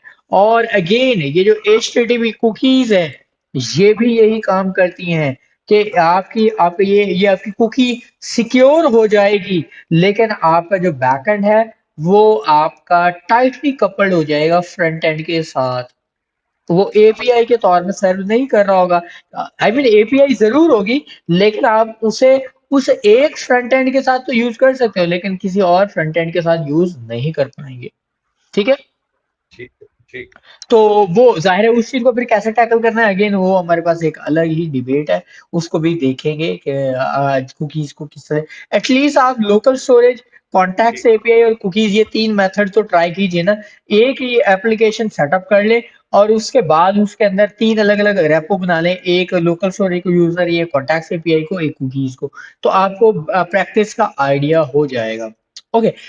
नेक्स्ट थिंग जो मुझे बताना है वो ये है कि ठीक है यार, अब हमें पता है कि मेरा टोकन पड़ा है, चाहे लोकल स्टोरेज में ही मान लूं कि आज के दिन में लोकल स्टोरेज के अंदर टोकन पड़ा है। यहाँ से मैं डिलीट की जो रिक्वेस्ट है, जाहिर है ये डिलीट रिक्वेस्ट है, इस रिक्वेस्ट को मैं कैसे सेंड करूंगा? ठीक है, इफ यू रिमेम्बर कि आप जब भी फेच रिक्वेस्ट सेंड करते हो, आई मीन फेच की मदद से आप कोई रिक्वेस्ट सेंड करते हो, तो आप बॉडी के अंदर डेटा सेंड करते हो। मैं अगर फेच रिक्वेस्ट जावास्क्रिप्ट की बात करूं तो गौर से देखो, ये सिंपल आपका एक फेच फंक्शन। ठीक है, मैं जूम कर देता हूं ताकि क्लियरली देख पाओ। इसमें आपने कहा कि अब फेच और ये आपने यूआरएल पास किया। जाहिर है ये गेट रिक्वेस्ट थी, तो आपको एक्सप्लिसिटली बताने की जरूरत नहीं है कि ये गेट रिक्वेस्ट है। Okay, but in case of post request आप बताते हो कि ये पोस्ट रिक्वेस्ट है। ओके, लेकिन जब आपने मेथड पोस्ट बता दिया, दैट्स अ गुड थिंग। आपको क्या करना होगा, इसके साथ मजीद सेटिंग्स भी बतानी है। लाइक के बॉडी के अंदर आपने डेटा सेंड करना है और स्ट्रिंगिफाई करके सेंड करना है। ओके, आपने सेंड कर लिया। अगर आप डिलीट रिक्वेस्ट कर रहे हो तो delete request, put request, patch, ये आपने मेथड सेट कर लिए। लेकिन टोकन कैसे सेंड होगा, ये हेडर्स की इंफॉर्मेशन है। जाहिर है जिसके अंदर आप बताते हो कि कंटेंट टाइप क्या है, एप्लीकेशन स्लैश जेसन। हम चूंकि जेसन के अंदर डेटा रिसीव करें तो हम बताएंगे application slash Jason. Okay, now and other thing कि हमें टोकन कैसे सेंड करना है, तो उसके लिए हम हेडर्स का सहारा लेंगे। ये देखो हेडर्स, और हेडर्स के अंदर हम क्या करेंगे, अपना बेरर टोकन सेंड करेंगे। ठीक है, सो बेरर टोकन कैसे सेंड होगा, ये हेडर्स के अंदर आइए और हेडर्स को देखते हैं कि हेडर्स के अंदर डेटा कैसे सेंड हो सकता है। Just want see example. Okay, content type इधर क्लियरली नहीं है। ओके, ये हेडर्स। ओके, ठीक है, नहीं,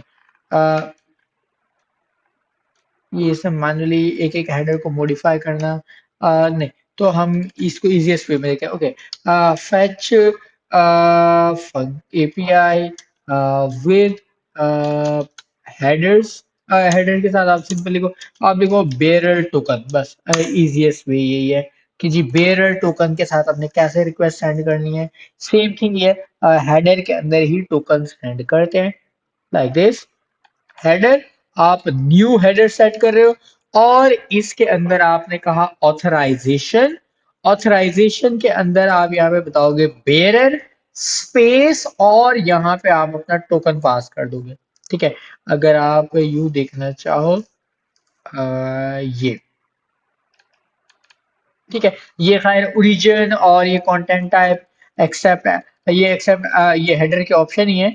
आपने कहा जी ये एप्लीकेशन स्टाइल जेसन होस्ट बता से, ये सारे ऑप्शंस आप क्या कर सकते हो, सेटअप कर सकते हो। This one is the simplest form के हेडर्स। हेडर्स के अंदर आपने कहा जी कर एक object content type application slash JSON authorization, और ऑथराइजेशन के अंदर आपने कहा जी ये बैक टिक के अंदर ही आपने बता दिया कि बेरर, और बेरर के अंदर आपने क्या कह दिया, टोकन। और ये देखो ये आपने, मैंने कहा था कि आप लोकल स्टोरेज से आप टोकन उठा लो। नो जी, ये आपका कंप्लीटली एक कोड बन गया। ठीक है, कि पोस्ट रिक्वेस्ट है। ओके, ये आपका एपीआई एंड होगा जिसके ऊपर आप रिक्वेस्ट सेंड करोगे, ये आपका टोकन है। And clearly it's just a simplest and perfect example. ठीक है जी। जी सर। ओके, अभी एक और मेरे माइंड में एक छोटी सी बात आई, वो ये कि चलो उस चीज को जब आप ये आप क्या करोगे, इस एप्लीकेशन को आप एक छोटी सी एप्लीकेशन बिल्ड कीजिए। अब आपके पास काफी सारे टू डूज हैं कि आप साइन अप करवाइए, लॉगिन करवाने के बाद वो डैशबोर्ड के ऊपर जा रहा है और वहां से वो प्रोडक्ट क्रिएट कर रहा है और फिर प्रोडक्ट्स की उसके पास लिस्ट आ रही है और उनमें से कोई किसी प्रोडक्ट को वो डिलीट कर रहा है। एटलीस्ट इतने टास्क आपके अब हो जाने चाहिए। ठीक है, ओके सर। एक मिनिमलिस्ट यूआई के साथ, एक सिंपलेस्ट यूआई के साथ अब आप ये एप्लीकेशन सेटअप कर सकते हो। एटलीस्ट इस चीज को आप काइंडली देख लीजिए। ठीक है। जी सर। ओके। अभी एक मजीद अगेन टॉपिक कवर कर सकते हैं, लेकिन आई वुड से कि अभी पॉज ले लेते हैं, आज के सेशन को यहीं पे रखते हैं, नेक्स्ट सेशन के अंदर फिर इसको मजीद डिस्कस करते हैं। ठीक है। नेक्स्ट सेशन के अंदर हमने दो मजेदार टॉपिक्स हैं। हम बात करेंगे ईमेल कैसे सेंड होगी, ईमेल वेरिफिकेशन वाला कैसे काम होगा, और इनफैक्ट ओटीपी कैसे क्रिएट होते हैं उसके ऊपर बात कर रहे होंगे। इनफैक्ट ओटीपी क्रिएट करना तो सबसे इजीएस्ट वे है, उसको अभी देख लेते हैं। नेक्स्ट सेशन के अंदर ईमेल देख लेंगे। देखिए जी, ओटीपी क्या होगा। ओटीपी, अगर आपको मॉडल की तरफ आए, हमने यूजर्स का जो मॉडल था यहाँ पे हमने कहीं ओटीपी सेटअप किया था? नहीं किया। ठीक है, तो ओटीपी रखने के लिए आप यहाँ पे अपना एक वेरिएबल बना सकते हो, जैसे अभी के लिए ये हमने सेटअप किए हुए हैं। तो मैं कहता हूँ जी यहाँ पे एक और एक एक वेरिएबल ले लेता हूँ, जिससे मैं कहता हूँ कि वो मेरे पास क्या है, ओटीपी है। ठीक है। और ओटीपी बाय डिफॉल्ट मैंने क्या कर दिया, मैंने कहा जी ये स्ट्रिंग होगी और डिफॉल्ट क्या है, एम्प्टी है। और मैंने इसका एक्सपायरी भी सेट कर दिया कि इसका डेट होगा। ओके। और मैंने कह दिया कि डिफॉल्ट क्या है, नल है। Okay. So it's a good option कि ओटीपी भी हम क्या कर रख लें, नल रख लें। ओके। ठीक है। अब क्या होगा, अब ओटीपी क्रिएट कैसे होगा। ओटीपी होता क्या है, OTP it's nothing, it's just 6 digit code, 4 digit code, और वो रैंडम नंबर्स होते हैं बस। अगर आपको रैंडम नंबर का कंसेप्ट पता है, जावास्क्रिप्ट के अंदर रैंडम नंबर जनरेट करना it's not a huge task. आपको सिंपल एक जावास्क्रिप्ट का एक फंक्शन है रैंडम, ठीक है, आपको वो यूज करना है। आप लिखिए रैंडम नंबर और लिखिए जेएस, बस। तो जावास्क्रिप्ट, अब ये जावास्क्रिप्ट आनी चाहिए ना, ये देखो, मैथ डॉट रैंडम, ये हमेशा क्या करेगा, आपको एक रैंडम नंबर जनरेट करके देगा।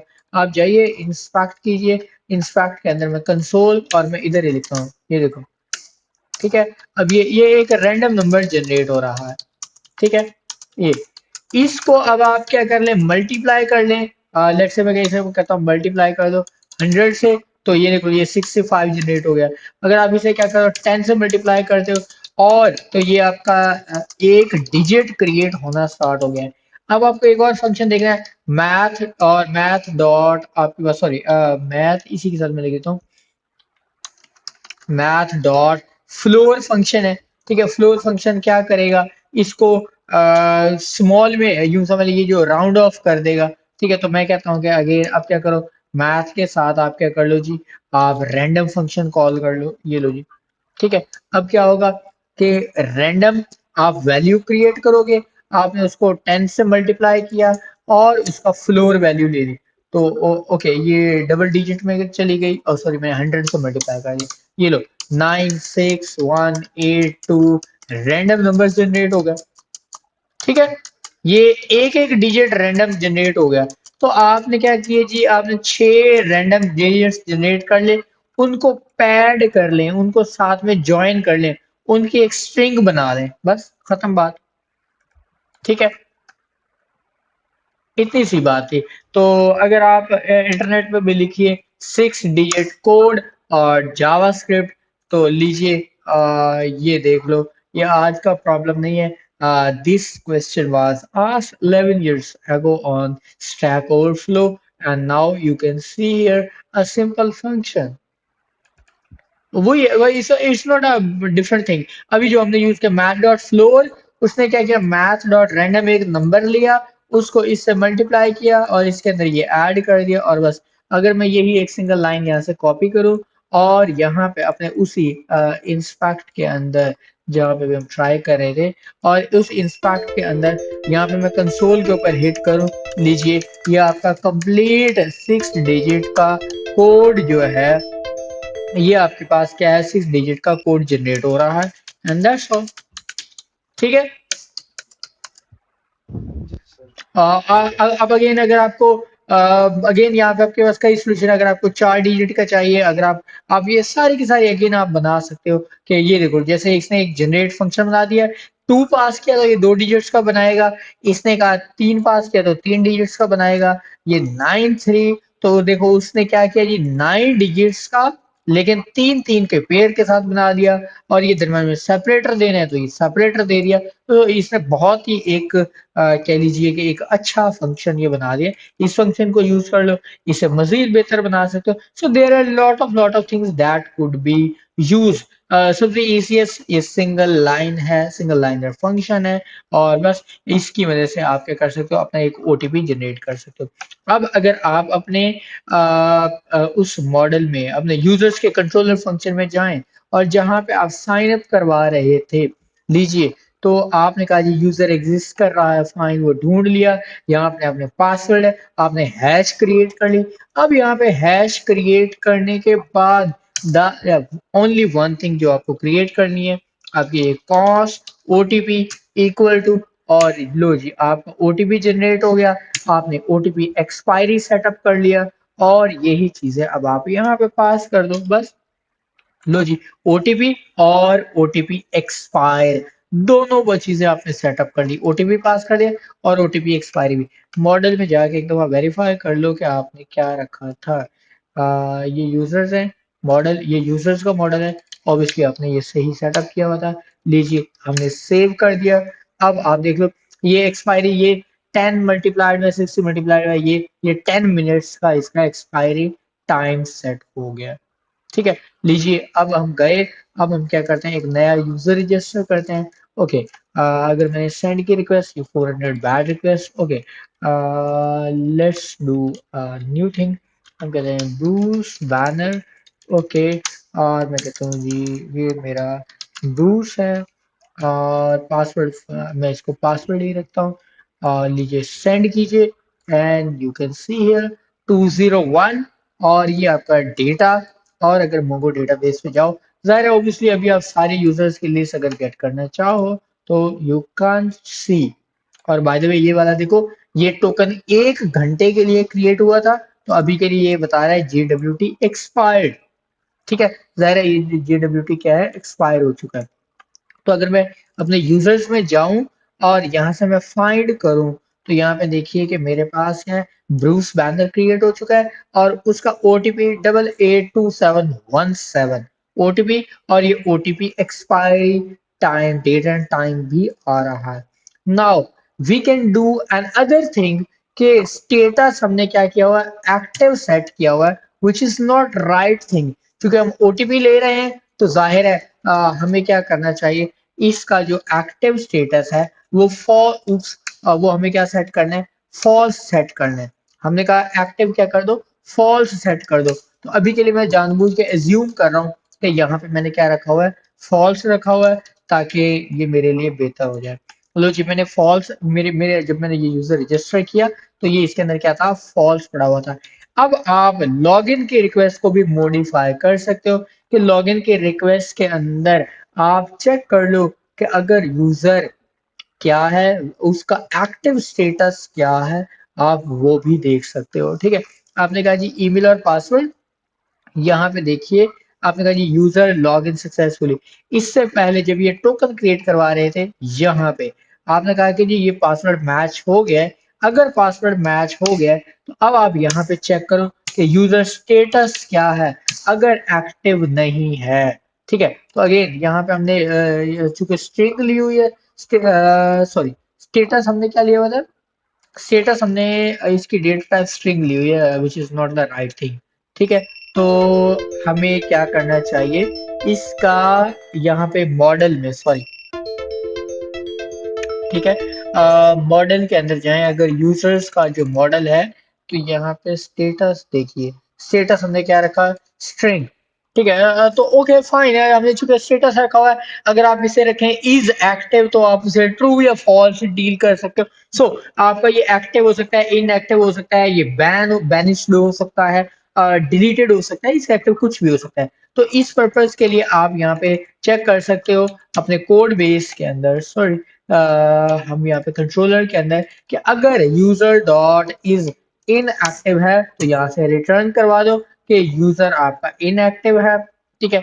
और आप क्या करें, आप कॉन्टैक्ट सपोर्ट के साथ करें या आप अपना ओटीपी वेरीफाई करें, जो भी आप मैसेज रिटर्न करवाना चाहें यहाँ से रिटर्न करवा सकते हैं। फाइन। सो नाउ अगर मैं लॉगिन के रिक्वेस्ट में जाऊं और यहाँ पे अभी के लिए मैं अपना नया यूजर जो ब्रूस है, और अगर इसको मैं अगर login करवाऊं, so here we have authentication failed with the 401, that means invalid email or password, just because this is not the right password, and here we just put the correct password and oops, वो password ही था, लीजिए send कीजिए। oops, ये ऐसा नहीं होना चाहिए था, इट शुड थ्रो इनएक्टिव। अच्छा इनएक्टिव, हाँ ठीक है ना यार, वो मैंने डेटाबेस में गड़बड़ कर दी ना, इनएक्टिव नहीं लिखा, मैंने फॉल्स सेट कर दिया, ठीक है, तो वो गड़बड़ थी। ये लो, ठीक है। अभी स्टेटस क्या था, इनएक्टिव करना, तो वो मैंने फॉल्स सेटअप कर दिया था। ओके, तो अभी के लिए मैं अगर दोबारा रिक्वेस्ट सेंड करूं तो जाहिर है उसने account is inactive, please contact support का मैसेज थ्रो कर दिया 403 फॉरबिडन के साथ। सो नाउ यू शुड राइट के इनएक्टिव का मतलब यही है ना कि आपका अकाउंट जो है एक्टिव नहीं है। आप उसे मैसेज दे दो कि जी वो क्या करे, अपना ओटीपी जनरेट करे, ओटीपी वेरीफाई करे, अपना ईमेल वेरीफाई करे, जो भी है प्लीज वेरीफाई योर ईमेल, जो भी मैसेज देना चाहो यहाँ से आप अपना कस्टम मैसेज थ्रो कर सकते हो, ठीक है। Now we just have one thing which is pending, कि ये जो ओटीपी क्रिएट हुआ, ओटीपी डेटाबेस के अंदर तो स्टोर हो गया, और लेकिन अब ये यूजर को कैसे कम्युनिकेट करना है, ठीक है। आपने ये जाहिर है यूजर को कैसे सेंड करना है, तो अगेन जाहिर है ओटीपी किसके अंदर आ सकता है, ईमेल के अंदर सेंड किया जाएगा, कि यूजर जब साइन अप करते हैं तो उसे ईमेल आए, ईमेल के अंदर ओटीपी हो, अब वो ओटीपी वो फ्रंट एंड ऐप के अंदर एंटर करे, वहां से वेरिफिकेशन हो। So now we have just one thing pending, जो ऑथेंटिकेशन और ऑथराइजेशन से रेलेवेंट, जो यूजर के मॉड्यूल से रेलेवेंट है, उस चीज को इंशाल्लाह हम नेक्स्ट सेशन के अंदर देखेंगे, ठीक है। जी सर। अच्छा सर, ये जो हमने डेटाबेस में ओटीपी बाद में जनरेट किया है, जी तो जब ये एक्सपायर हो जाएगा तो वही रहेगा या फिर वो नल उसको इनिशियलाइज देखिए कर देखिए, देगा? जब आप जाहिर है जब हम ओटीपी वेरिफिकेशन के लिए भी तो एक फंक्शन लिखेंगे ना, तो उसके अंदर हम देखेंगे जब ओटीपी हुआ हमारा मैच हो गया, तो हमने क्या करना है, अपने यूजर को अपडेट करना है, उसका स्टेटस ट्रू सेट करना है, उसी वक्त हम ओटीपी को भी नल सेट कर देंगे और उसकी डेट भी नल सेट कर देंगे, ठीक है। जी सर। नहीं सर, मैं ये पूछना चाह रहा हूँ कि जब एक्सपायर हो जाए, उसकी टाइम आउट हो जाए, जी तो उस वक्त वो उसका फिर क्या बिहेवियर होगा देखिए, वो अगर ओटीपी से? पड़ा रहे कोई फर्क नहीं पड़ता। देखिए जो ये फंक्शन, वही तो मैं बात कर रहा था कि जब आप एक फंक्शन लिखोगे ना ओटीपी वेरिफिकेशन वाला, तो उसके अंदर आप उससे पूछेंगे ना कि अच्छा जो भी उसने ओटीपी इंटर किया, आप देखोगे कि वो क्या वो एक्सपायर तो नहीं हो गया। अगर वो एक्सपायर हो गया तो आप उसे थ्रो कर दोगे कि ये आपका ओटीपी एक्सपायर हो चुका है, बस, जी सर। ठीक अच्छा, लास्ट क्वेश्चन ये है सर, जिस तरह हमने ओटीपी स्टोर किया है है, जी। तो इसी तरह फिर हम टोकन भी तो डेटाबेस में स्टोर कर सकते हैं क्या? लेकिन अगेन टोकन स्टोर नहीं किया करते, हम टोकन स्टोर डेटाबेस में कर सकते हैं, मना नहीं है, लेकिन आई मीन मना है, मना इस कॉन्टेक्स्ट के अंदर it's not a good practice, it's useless thing, ठीक है। इसका क्यों, क्योंकि अगेन आपकी बार बार रिक्वेस्ट जो है, आप डेटाबेस को रिक्वेस्ट सेंड कर रहे होंगे, ठीक है। आपने आपने देखो, आपने ईमेल और आपने पासवर्ड एंटर किया, आपने डेटाबेस से, आपने अगेन आपको तो समझो, अगर आप डेटाबेस में टोकन रख ले तो प्रॉब्लम तो आपके पास वही फिर से रहेगा कि आपने टोकन क्रिएट किया, आपने डेटाबेस में रख दिया, ओके, अब क्लाइंट को क्या भेजोगे। सर, जब यूजर के साथ यूजर का डेटा भेज रहे हैं तो उस वक्त टोकन तो अगेन फिर उस टोकन को डेटाबेस में क्यों रखना है, टोकन का पर्पस ही यही होता है कि आपने क्लाइंट साइड के लिए आपने रखा हुआ है, बस क्लाइंट साइड को थ्रो कर दिया, दो पार्टीज के दरमियान कम्युनिकेशन के लिए यूज होगा, वो एज ए कैरियर यूज होगा। ऐसे समझ लो ना, दो पार्टीज के दरमियान वो डेटा एक्सचेंज हो रहा है, तो वो टोकन नाम समझे ना, टोकन, तो आप क्या कर रहे हो, उस डेटा क्लेम करने के लिए, डेटा एक्सचेंज करने के लिए उसे यूज कर रहे हो कि वेरिफिकेशन के लिए कि अच्छा ये वही वैलिड रिक्वेस्ट है, ये वैलिड बंदा है, ये ऑथोराइज है, इस पर्पज के लिए यूज करो। वेरिफिकेशन आप अपने सर्वर साइड के ऊपर कर रहे हो। जी सर, ओके अगर ओके टोकन को आप डेटाबेस में स्टोर करते हो तो it's just a overhead. Okay ठीक है जी, और क्वेश्चन? नहीं सर, अभी तो नहीं। सही है ट्राई के लिए।